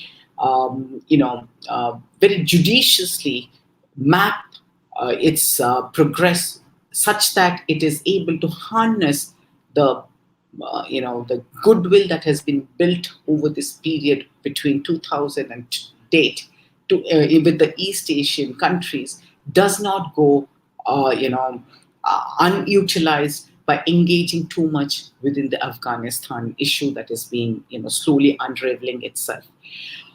Future priorities obviously continues to be to enhance our overseas thing, to enhance our defense, improve air connectivity, attract investment, but note that it has to be screened investment. That is, we are keen that we do not allow for investment that becomes aggressively taking advantage of our large market and in not enabling our own business to grow. It is precisely on this line that the RCEP, on which we had negotiated over so many years, in 2019, we walked away from RCEP because we felt that there was too much of compromising of our own domestic market by infiltration of Chinese products, which would make its roots, because the origin, rule of origin, the way it was inked in RCEP, China had the advantage of sending cheap products through other countries, though it was going to be made in China. And that was critically one reason why we walked away from the RCEP. This concern of India is something that we should also remember is going to play a two-way game. Like many countries, as soon as India walked away from RCEP, many of the ASEAN countries felt that having a bilateral equation with India could also be of concern because it might not lead to stronger bilateral trades. And it is in these places that while we walked away from RCEP, the MEA of our country worked over time to ensure that the bilateral relations with these countries which were part of RCEP continues. But however, since we have walked out of RCEP, it does create certain kind of barrier to us working in the bilateral trade because we would be at a disadvantage. However, of course, RCEP has given India absolutely open door to whenever we would like to join. We can always discuss this when we do a question answer session. Moving on. This is what is Northeast. And if you look at the way we can have become the hub, Northeast can become a hub of flow of trade benefits. What is important is that while if Northeast was to become a trading aid zone, then it would merely be a transit base. Transit base does not give much to a nation or to the locality. It is important, therefore, to look at durable prosperity of the Northeastern region. And this is also something that has been within the agenda or the objectives of the current Act East policy. So if you look at the objectives, what I would like to point out is while it promotes economic cooperation, cultural ties with the Asia-Pacific region, the second point that it increases interaction with the Northeast Indian states, with other neighboring states, needs a huge highlight because for the first time, foreign policy had embedded a region within the thing. And this has a lot of implication, which I will show you when we move into seeing how rest of the Asian countries reacted to this policy. To find out the alternative for the traditional business partners, like more focus on Pacific countries in addition to Southeast Asian countries. So as I said, unlike Look East, the Act East was actually going to be looking beyond the Southeast Asian countries. It is also important to remember that the fifth point, which we talk about, is the 3 C's that the government consciously plays to develop better relationship with the ASEAN countries. It's talked about culture, connectivity, and commerce. The culture part of it was given a premium in this particular Act East policy because it goes back to how Joseph Nair had defined for us that the soft power plays a larger role in engaging the entire locale or the locality to that of the desire of a government foreign policy. And therefore, the nuances, the culture that the Northeast region has to that of the ASEAN needed to be highlighted such that it allows the ASEAN regions to realize the comfort with which they could engage with Northeast Asian countries, Northeast Asian states. This next is the connectivity, which has been well understood because until and unless you have a strong connectivity with a region, you cannot have a good commerce with the region. So connectivity and commerce, economic, engagements, trade, etc., cannot happen without connectivity. And connectivity, as I said today, takes a larger leap when it goes into the digital framework or digital infrastructure connectivity that we have in the pandemic shown us as a very important means of being connected across. Integrating the Act East policy and the Indian foreign policy has been, involving a lot of dimensions, whether economic RCEP, strategic, you have the multilateral, options that has been created by various engagement, whether it is EPEC, whether it is EAS, whether it is BIMSTEC. We have tried to create more stronger ties by these two, but not to forget that the cultural relations with this vast Asia-Pacific region is also been growing much because both India as well as each of these nations have been engaging in many levels of talks, whether it is defense talks, whether it is cultural talks, with respect to better educations among, exchange of students among these countries, or exchange of artists, exchange of authors. This plethora of activities that has emerged due to the Act East policy. Strategic needs of India results in training the lens now on the Northeast region. And that is why our Northeast has become an important place of concern. What are the institutional support that has happened between India and the vast expanse of countries that are embedded in this Southeast Asia and the East Asia region? In ASEAN, you have the ARF, the East Asian Summit, the ASEAN Defense Meetings, which happens regularly. And today we have over 30 sectorial dialogue mechanisms and 7 ministerial level interaction in addition to the annual summit meetings. The picture that you see out here in this slide is that of inviting all these nations to be a part of our Republic Day guest of honors.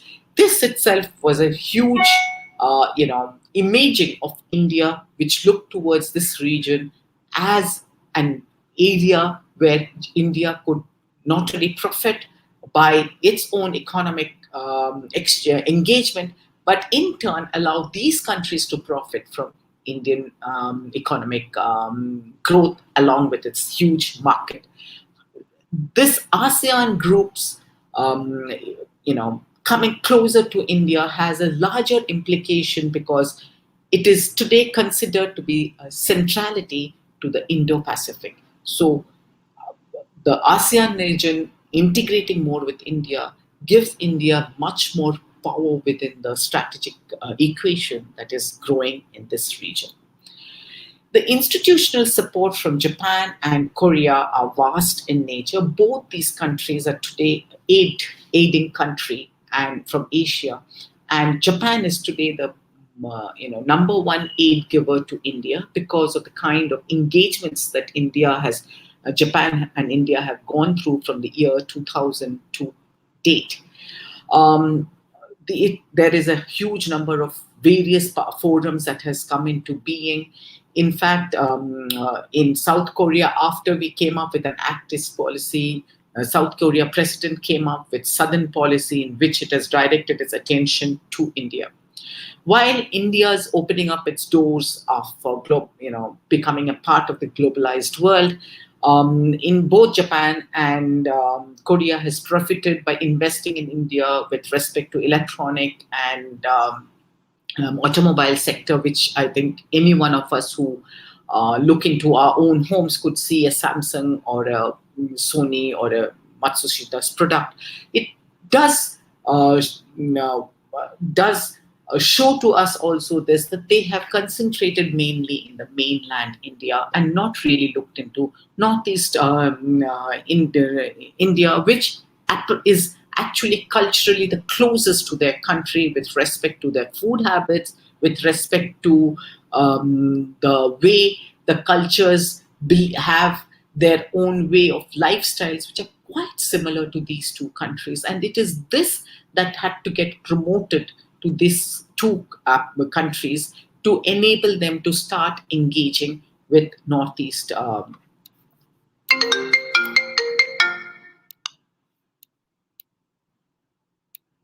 engaging themselves with the Northeastern region. I'm very sorry, my laptop often connects up to my phone. So we have this It's okay, ma'am. No problem. Not a problem at all. Thank you. So effectively, both Japan, if you look at Japan's history, one can see that Japan in 2014 joint statement with India, when India came up with its Act East, immediately put it into the joint statement that in Japan was interested in leveraging India's Act East policy and engaging with the Northeast region of India. In 2016, Japan came up with what is known as East Asia Forum, which is a forum of business as well as academic people who look at East Asia and East India and try to create areas in which Japan could engage with India, not only in business but in infrastructure development and By 2019, this forum had grown in size and has been actually using the JICA, that is Japan International Cooperation Agency, which is the main agency for dispersing aid, to strongly look at infrastructure building, in this case roads, ports and railway system in the northeastern region. Issue that both these countries face with that of northeast region is their understanding of the region. It is interesting to note that the previous ambassador to India, Hiramatsu, made 8 trips to northeast region of India to establish an understanding within the government departments of the northeastern states. If you look at it from these two nations' perspective, they assume the Northeast to be one single kind of culture. But as we all know, that the 7 nations of seven states of Northeast have their own identities. Within the states also, they have different identities. This, this socio-cultural aspect is very difficult for these two countries to understand because they're very, very homogeneous in nature. And this is a huge cultural barrier for these two nations to actually come to terms and interact within the framework.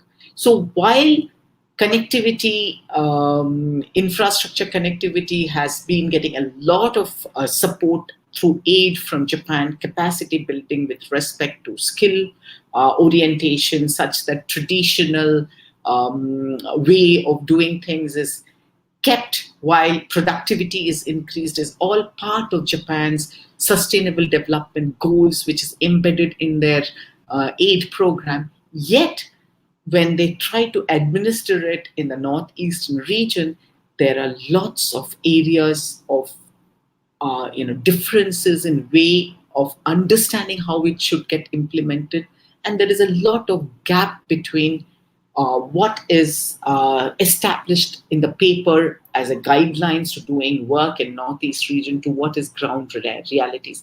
And it is this which is going to be a huge bottleneck for both these countries' engagement, especially private investment coming into northeast region. While many northeast governments are bilaterally trying to engage with these countries, however, a composite plan is often required because, as Professor Roy showed, that what is the point of building a small bit of road unless all the states within the 7 sisters agree to have a chain of road which would therefore be profitable to all of them. And this integration is why, for instance, Japan always, through its forum, East Asia Forum, is trying to educate these 7 states to come up with an integrated plan for connectivity. Moving forward, if you look at, therefore, the strategic frontier that established itself, one is the Mekong region that China is really deeply engaging and creating. And if you look at all the legends out here, you can see the kind of involvement that China has on the Mekong region, which is actually very close in many ways, strategically, therefore, of our concern, to that of the northeastern states of our country. And if you have a vibrant Mekong region, which is supposed to be encompassing trade and commerce, India would lose out if India does not integrate into that Mekong region. And that is why the Northeast focus, region's focus, becomes strong both economically as well as strategically. On the others, on my right-hand side of the map is what all of you must be much more aware of, people, especially in the Northeast, that the kind of river system that we have, which actually can be a huge, source of connectivity to the Bay of Bengal and in turn into the Indo-Pacific region. And the rest of, as Professor Roy very clearly showed us, that Bangkok is actually closer to this region than Delhi or definitely Mumbai and Chennai. So integration of Northeast to the Southeast Asian nations seems to be actually very, very natural in nature. And today, if states and statehoods did not exist, it might have actually been so, as historically one has had an understanding that these regions were actually together at some point of time before we created nation-state system. The infrastructure, as you would all believe, is basically the most important, currently probably the critical mass is out here. Unless we create an infrastructure, we will not be able to unlock the Northeast region's potential. And in this whole system, if you look at it, it is a whole lot of things. You cannot only do one kind, like you cannot say, okay, we'll do the roads, but you have to do the ports and the water system, whether it is creating, dredging out places where such that it is deep enough to allow, mid-category ships to travel. Unless we can do that, how will you integrate this to the mainland? Similarly, unless we look at even building a few airports, we will not be able to integrate this region to the bigger aspect of tourism, which is one of the major, way of how the Southeast Asian nations have actually profited economically as well as integrating with the world. And tourism becomes a huge asset as a sector for integration. And that can only happen if we can create good airports and good ports. And therefore, critical today for Northeast India is to create an infrastructure, and this infrastructure has to get created fast. We cannot sort of look at what the thing has been from 1996 till date. We've been trying to do a lot, but what we have done is not enough, and we still are talking about unlocking the Northeast region.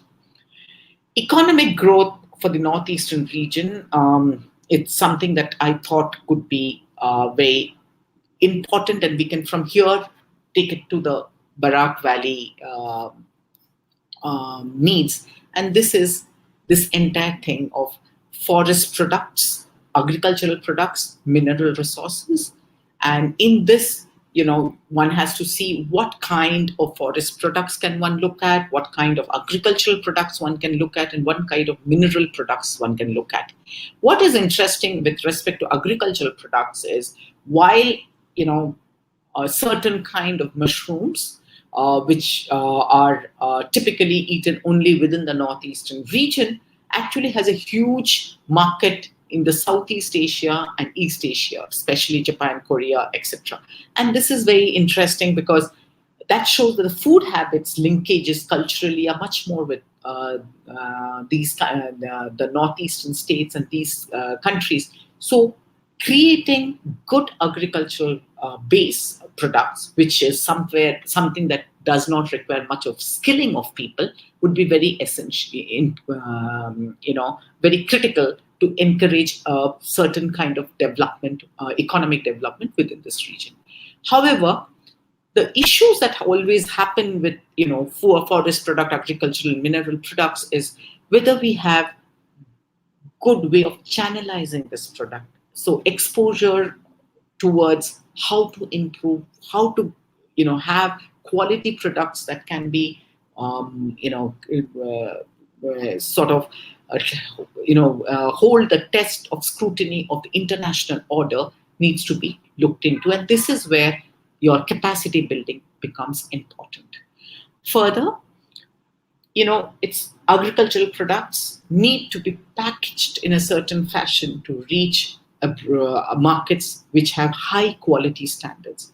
It is here that a private-public partnership of creating foreign direct investments which can improve marketing, improve exports and imports within this thing becomes critical. And therefore, you have this market value. How do you create a better market value for the Northeast region? That is obviously foreign direct investments by setting up, allowing today it becomes important to have two extra things added to the economic development, that is environmental and sustainable product. And ultimately, tourism, which I put in as a different, because tourism probably does not require, stronger integration of various activities, but requires certain infrastructure, and more importantly, the dissemination of information of what this tourist can get from this region becomes very, very critical. So the packaging of the tourism is as important as having infrastructure which enables tourism to happen. But if we can integrate all this together, you have this whole vibrant economy of northeastern region, which would effectively lead to decreasing of unemployment. We've seen how northeastern regions and unemployment statistics in Assam itself is so much more higher than the national level. It also would lead to civic amenities, which would obviously lead to better health, better education, better wealth creation within this region, and therefore create a vibrant northeastern region which would get integrated. All this looks very good on paper. We can talk at hours of how good we can be, but unfortunately, the ground truth hasn't been able to expedite the model that I'm showing you out here, simply because there are lots of gaps between policy making and policy implementation, political economic conditions within each of these states, where diversion of funds happens to various localities, not because of the economic need, but for various other opportunistic politics that plays around in most of the states. And this is why when I go to the Barak Valley, I again go back to the 3 C's that Act East policy had created with respect to the, how the Act East policy will integrate itself with the ASEAN and the East. But I say that within the region itself, we can still go back and implement the 3 C's. The Barak Valley, as all of you have been already, given full information about, is a location in the southern region of Assam, and it has 3 districts, and consists of districts that are vibrant, that have certain cultures which are very unique. It has a composition of languages where it's mainly Bengali, but with a dialectal thing, and therefore creates for itself a larger kind of a bowl of different communities, but seeking a single identity. I think this is where the interesting part of diversity and unity comes across in the Barak Valley. We are looking at a community that is seeking an identity and has potential to actually rise in rank and be a very, very vibrant society, which integrates itself well within the framework of the Act East policy. With respect to connectivity, as Professor Roy has already mentioned, what you see on the left-hand side of the screen is Bharat Mala Highways, which is basically a name given to connectivities across the states. And if you look at the projected kind of look that one is getting, it is what is the on your left-hand side. But if you look at the right-hand side, you see what is actually ground truth as of today at Barak Valley locality. And this actually is why there is so much of discontent and dissatisfaction when Northeast region is being promoted at various forums. The people feel that they have not got enough out of it, or there is really no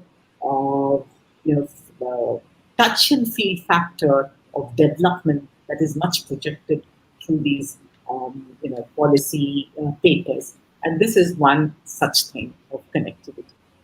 But if you look at connectivity as such, you look at the kind of connectivity that Barak Valley becomes a center of not only roads that will lead to various places, but also railway structures, bridges, etc. And it has a very important role in this entire connectivity. And unless acts is put together to develop this region, the whole concept of connecting the northeastern region will actually not emerge. And keeping away political differences, I think the economic need is to develop this locality with respect to roads, railways, and ports, to enable the Northeast to actually profit from this whole attention that has been put on the northeastern region. River connectivity, it's an amazing locality where so much of river, which is probably one river connectivity is one very neglected domain within the Indian framework of connectivity. And now when one is looking at it, I think there is so much of technology available from both Japan and Korea with respect to developing rivers as a network for movement of goods and services, that their investments in ports as well as riverbank development, etc., can be a great way of integrating this region within the as a part of river connectivity that we are now actually paying attention to. If I come to commerce, and when I looked into the top recall of what is Barak Valley's economic activity, and tea is the top recall.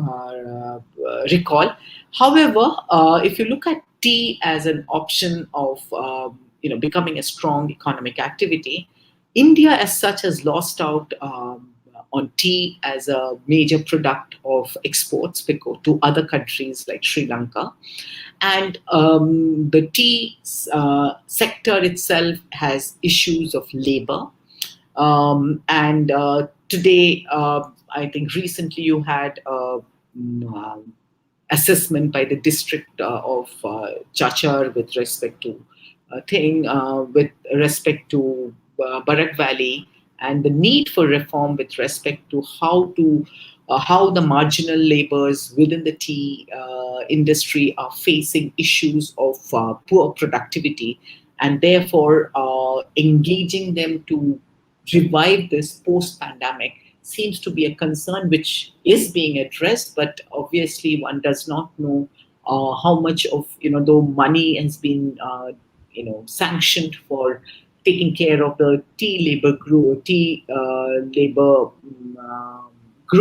one does not know what was going to be the outcome. But this is one sector which needs a lot of reform to be able to become a very economically vibrant sector.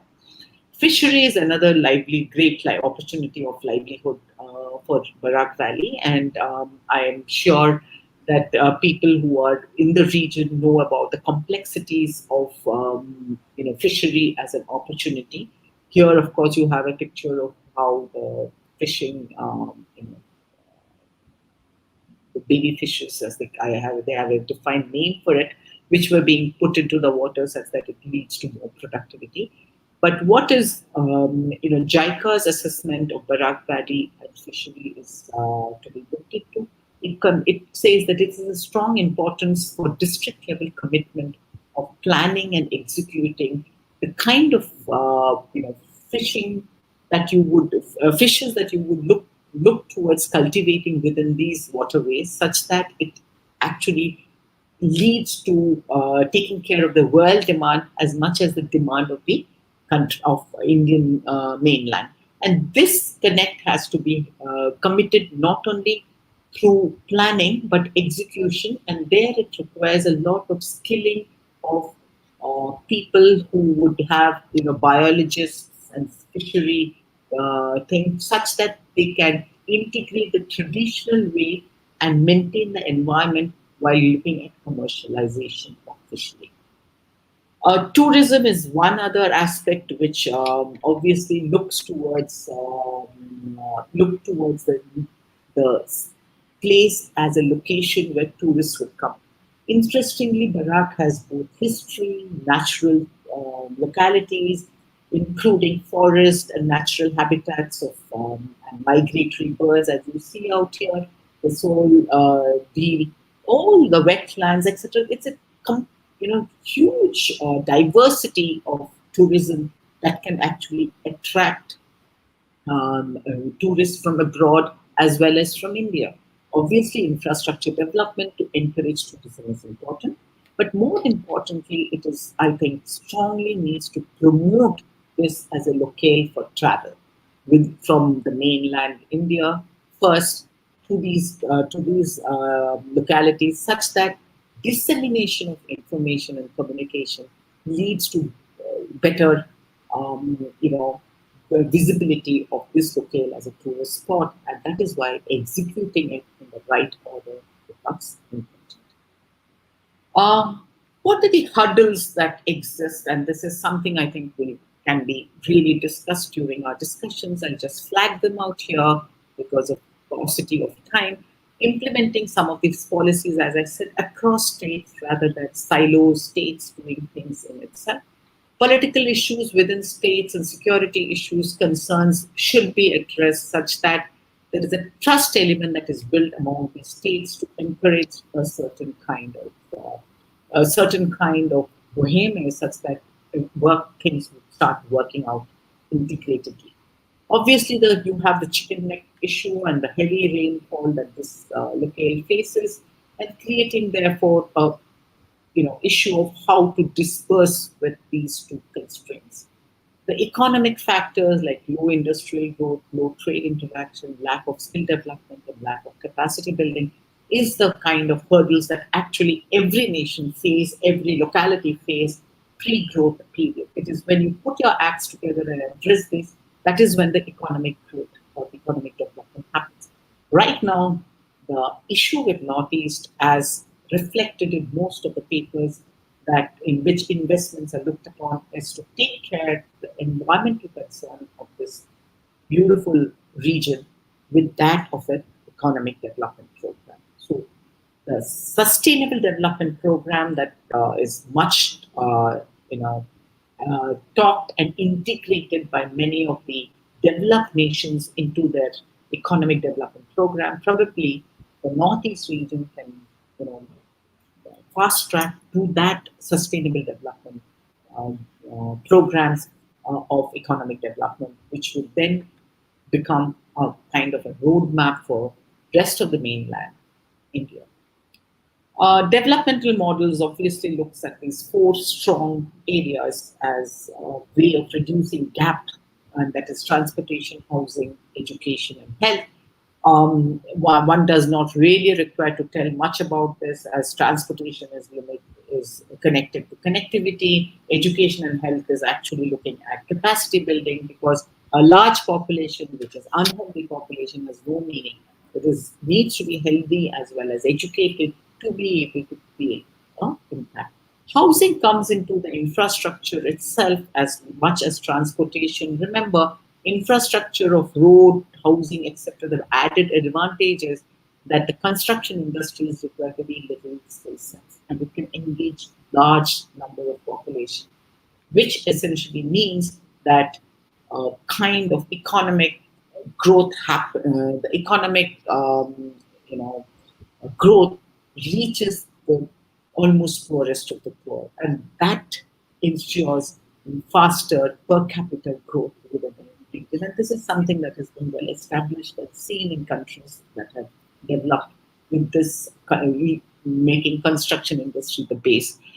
Construction industries in the private-public partnership is today considered to be the most popular mode of development, because in that synergy, if is created, then the interests of the people are embedded by the public investment, and private investment creates faster and quicker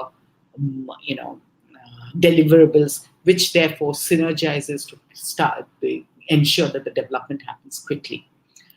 And with this, I would like to draw your attention to three things that I think the Northeastern region and Barak Valley in particular requires to do is to put an act together of being able to um,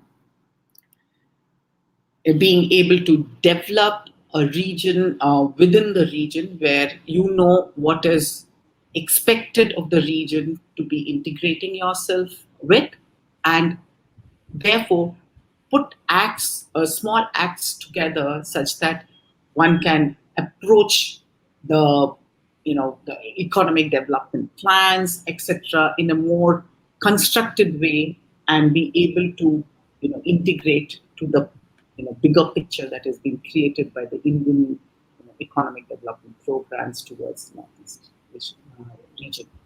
I stop out here. I might have wavered a little here and there. I like to, address them when we are doing our question answer session.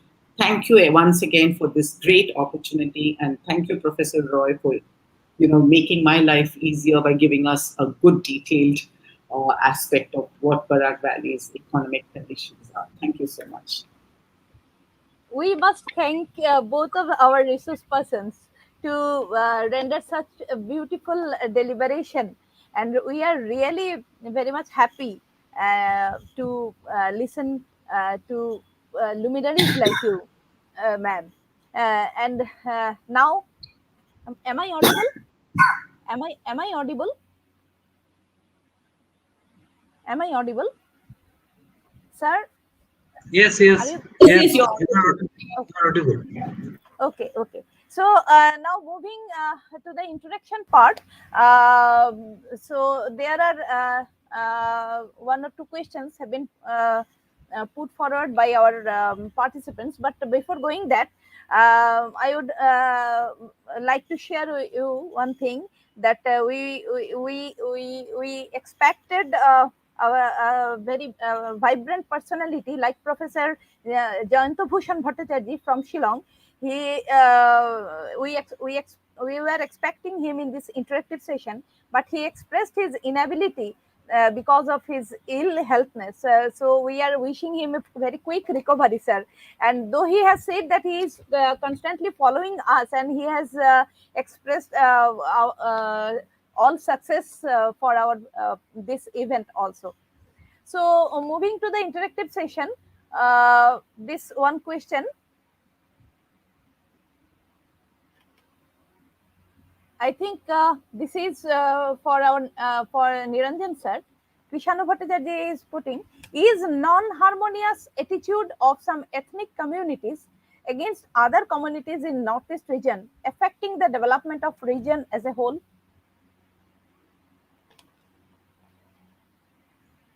I think this is a very good question raised by Krishanu. Uh, Basically, what happened actually, if you look at the entire theoretical perspective, the harmonious relation among different stakeholders, community per se, is one of the very, very important indicator, one of the very important component of sustained economic development.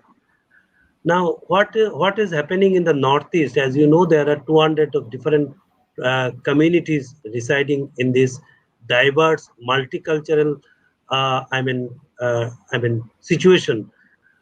So every community has the right to preserve and protect their own culture, tradition, ethos. Now, having said that, within the broad ambit of this, I think there has to be some integration, as Madam has rightly pointed out again and again in her deliberation, that if you look at the Northeast as a whole, because Northeast and the rest of the India, even there are perception among the people of the Northeast, even in the interior, the India as a whole. I mean, Northeast and India, we say, and outside the Northeast in different forums, uh, have you come from Northeast? Even in Delhi, even in other places, when we attend different meetings. So, have you come from Northeast? That means Northeast as a whole, a different dimension. So that is very important that among the northeastern states, all the states actually fail to integrate in creating a common market, at least a common market, a common infrastructure for, to face the global competition. As Madam has rightly pointed out about this Asia Pacific and all these security related issues, infrastructure, but we have not seen any evidence of joining together. Common Northeast. There is a Northeastern Council. Donor Ministry has come up.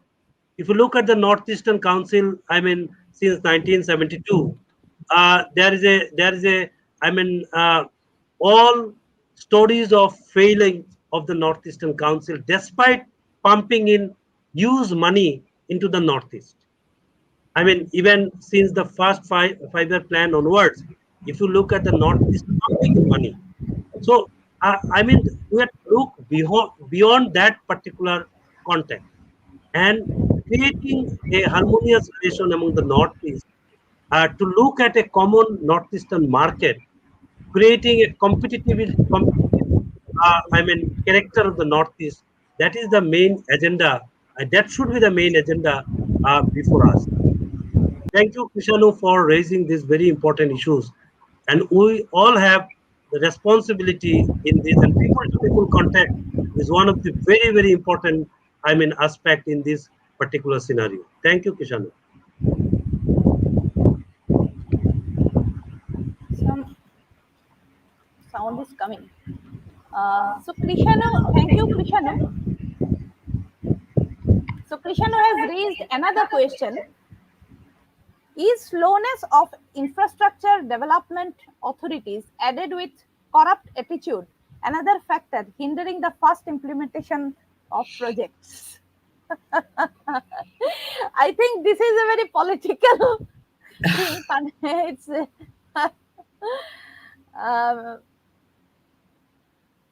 it is very difficult to answer this question in an academic forum. But would you, sir or ma'am, would you like to throw anything on this topic, this point?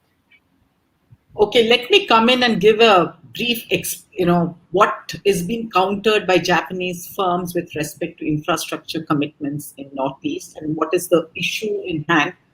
How much ever we try to say, corrupt attitude, bureaucratic challenges, I think, frankly speaking, from the Japan point of view, they do not feel that it is much to do with these two factors, which is often pinpointed by the Indian, policymakers.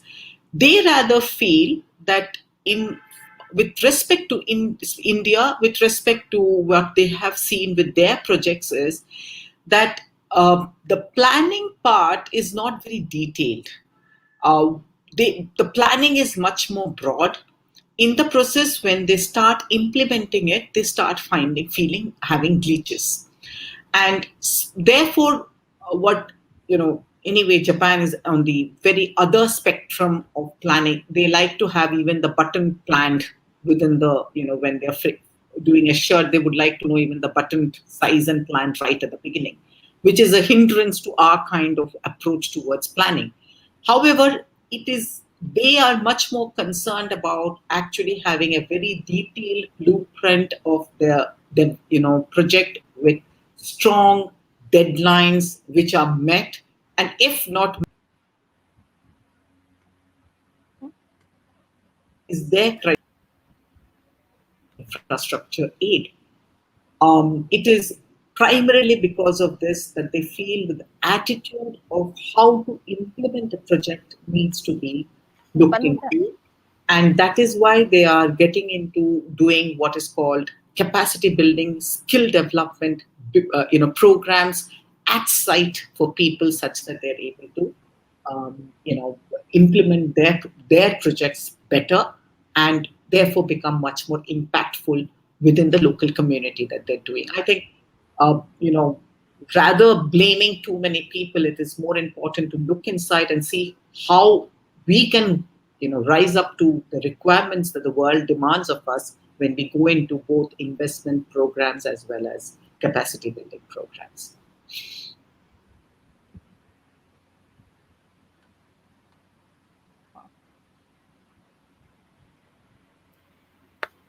So thank you, ma'am, for your for touching the issues. Now, so far as we don't have any more questions, but as a member of the society, as a member of the society of I mean civil society in Barak Valley, not as a member of Guru Charan College, Silchar, but as a member of the civil society of Barak Valley, we have a few observations, sir.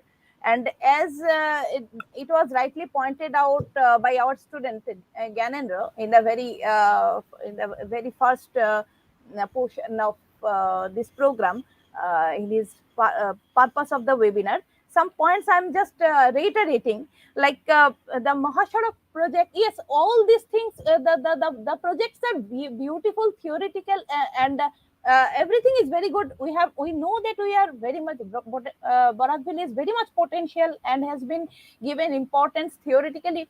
Everything is right, but the practical picture is something different. Like Mahasharak project, even after 2 decades, more than 2 decades, it is yet to be completed. And then we find, so far as railway is concerned, the Guwahati Silchar passenger train starts at 12 midnight from Guwahati, which causes immense uncomfortability to the passengers of Barak Valley. Then the Agartala Rajdhani Express touches Badarpur Junction at night 10:30 to 11 p.m., which is again not very comfortable for the people of the entire region. Then we can say that the Vistadom coach was not extended to Silchar. Then we can say that the Guwahati Delhi Rajdhani Express, it was extended to Dibrugarh, but not to Silchar, in spite of being second largest town in Assam.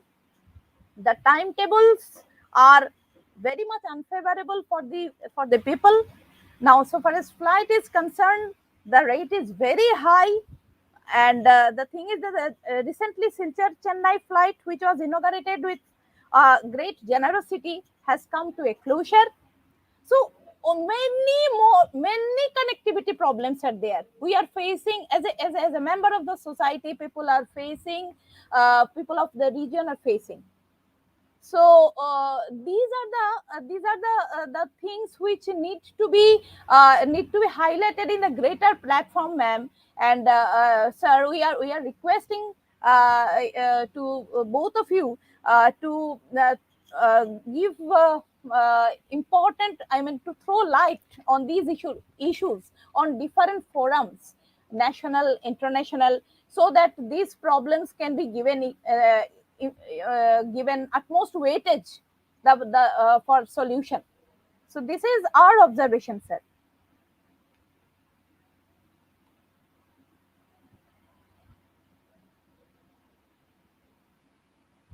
Sir? Yes, you have rightly pointed out, Swarupa, the observations as a resident of this valley, born and brought up in this valley. We are observing this the project, Broad Gauge project, which was started in 1995-96, completed in 2015. Yes, sir. Yes. 201 kilometer project. It took around, I think, 15-16 years. So these are really the issues which Madam has rightly pointed out about the Japan's experience, about the capacity building, the companies and all that in the context of the question raised by Krishanu. Now, having said that, as I said, that a sense of deprivation among the people of people of Barak Valley, which prevail. There is no denying the fact in this particular context. Now, as I said, that in the renewed effort and the act is policy in mind, and keeping the security issues, connectivity, infrastructure, and Madam has rightly pointed out about 3 C's. So keeping all these in a bundle, in a combined, basket. Then, if you look at the position of Barak Valley right at the moment, is really very, very bright. What I'm looking forward, and strongly I propagate. I actually strongly I feel that for the entire northeastern region taken together, Barak Valley will become a very important point of communication and very important point and hub in the coming days. Because if you look at Mizoram, if you look at Manipur, if you look at Tripura, all these 3 states are connected only with the Barak Valley. So, keeping this geographical proximity with the neighboring states and the Bangladesh at the other hand. So I think time has come to look at and a perspective plan. That is why I said that development gap is created over the year. That gap you need to fill up, and to fill this gap, you need a perspective plan. And there is a growing demand for Barak Economic Development Council. There is a justification for it, because the main justification for Barak Economic Development Council lies in the fact that since we have the gap is created for the last 70 years, in the last 70 years of development planning of India. So we need some filling measures, and that filling measures can only be done by some perspective planning for the Barak Valley region, and that is the need of the hour. And I strongly suggest for a perspective planning and for the entire valley, and that will benefit the entire northeastern region in the context of connecting our neighboring countries, and also in the context of the security issues and all that. Thank you very much. Over to Sarupa.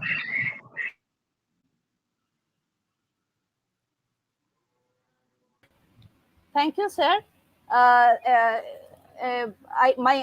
hearty thanks to you to highlight these issues, and we are really now we are in a fag end of the program, and it's time for formal vote of thanks. And I would like to request our student Shahili Chaudhary. Shahili Chaudhary, are you there? Are you getting us, Shahili? Shahili? Please unmute yourself. Unmute yourself, please. So she is one of our promising students from 6th semester honors batch, and I requested her to extend vote of thanks to all the dignitaries. Yes, ma'am. You please unmute yourself. Your video is not. Your video is muted. Ma'am, actually, I'm facing some network issue. So if I just open the video, then I might not be audible. Okay. Then you please continue. Okay, ma'am. So, good afternoon, everyone. Myself, Shahili Chaudhary, a student of 6th semester Political Science Department. On behalf of my entire department, I extend a really hearty vote of thanks to our two eminent speakers, Professor Niranjan Roy sir and Professor Shahili Chaudhary ma'am, who spared time for their busiest schedule to grace the webinar. Today, we had an opportunity to hear your thoughts, and this will surely be going to help us in our future.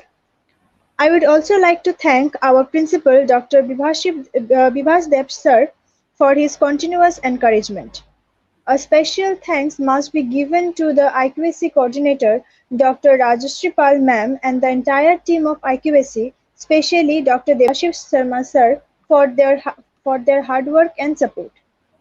Last but not the least, I would like to thank all the participants who have registered with us and inspired us with their generous comments. Participants, please fill up the feedback form given in the screen and the live chat box. You will surely get your e-certificate after that. Once again, thank you everyone for making this webinar a successful one. Thank you.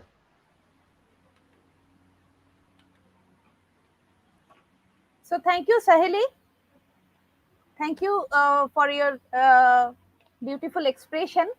And thus we come to the end of our program. And I am really indebted to all of you for making the webinar a successful one. So it's now time to depart with a heavy heart. Hopefully, we'll get your positive support in the future also, the coming days also. Thank you very much to all of you, and let us leave the studio now. Thank you very much.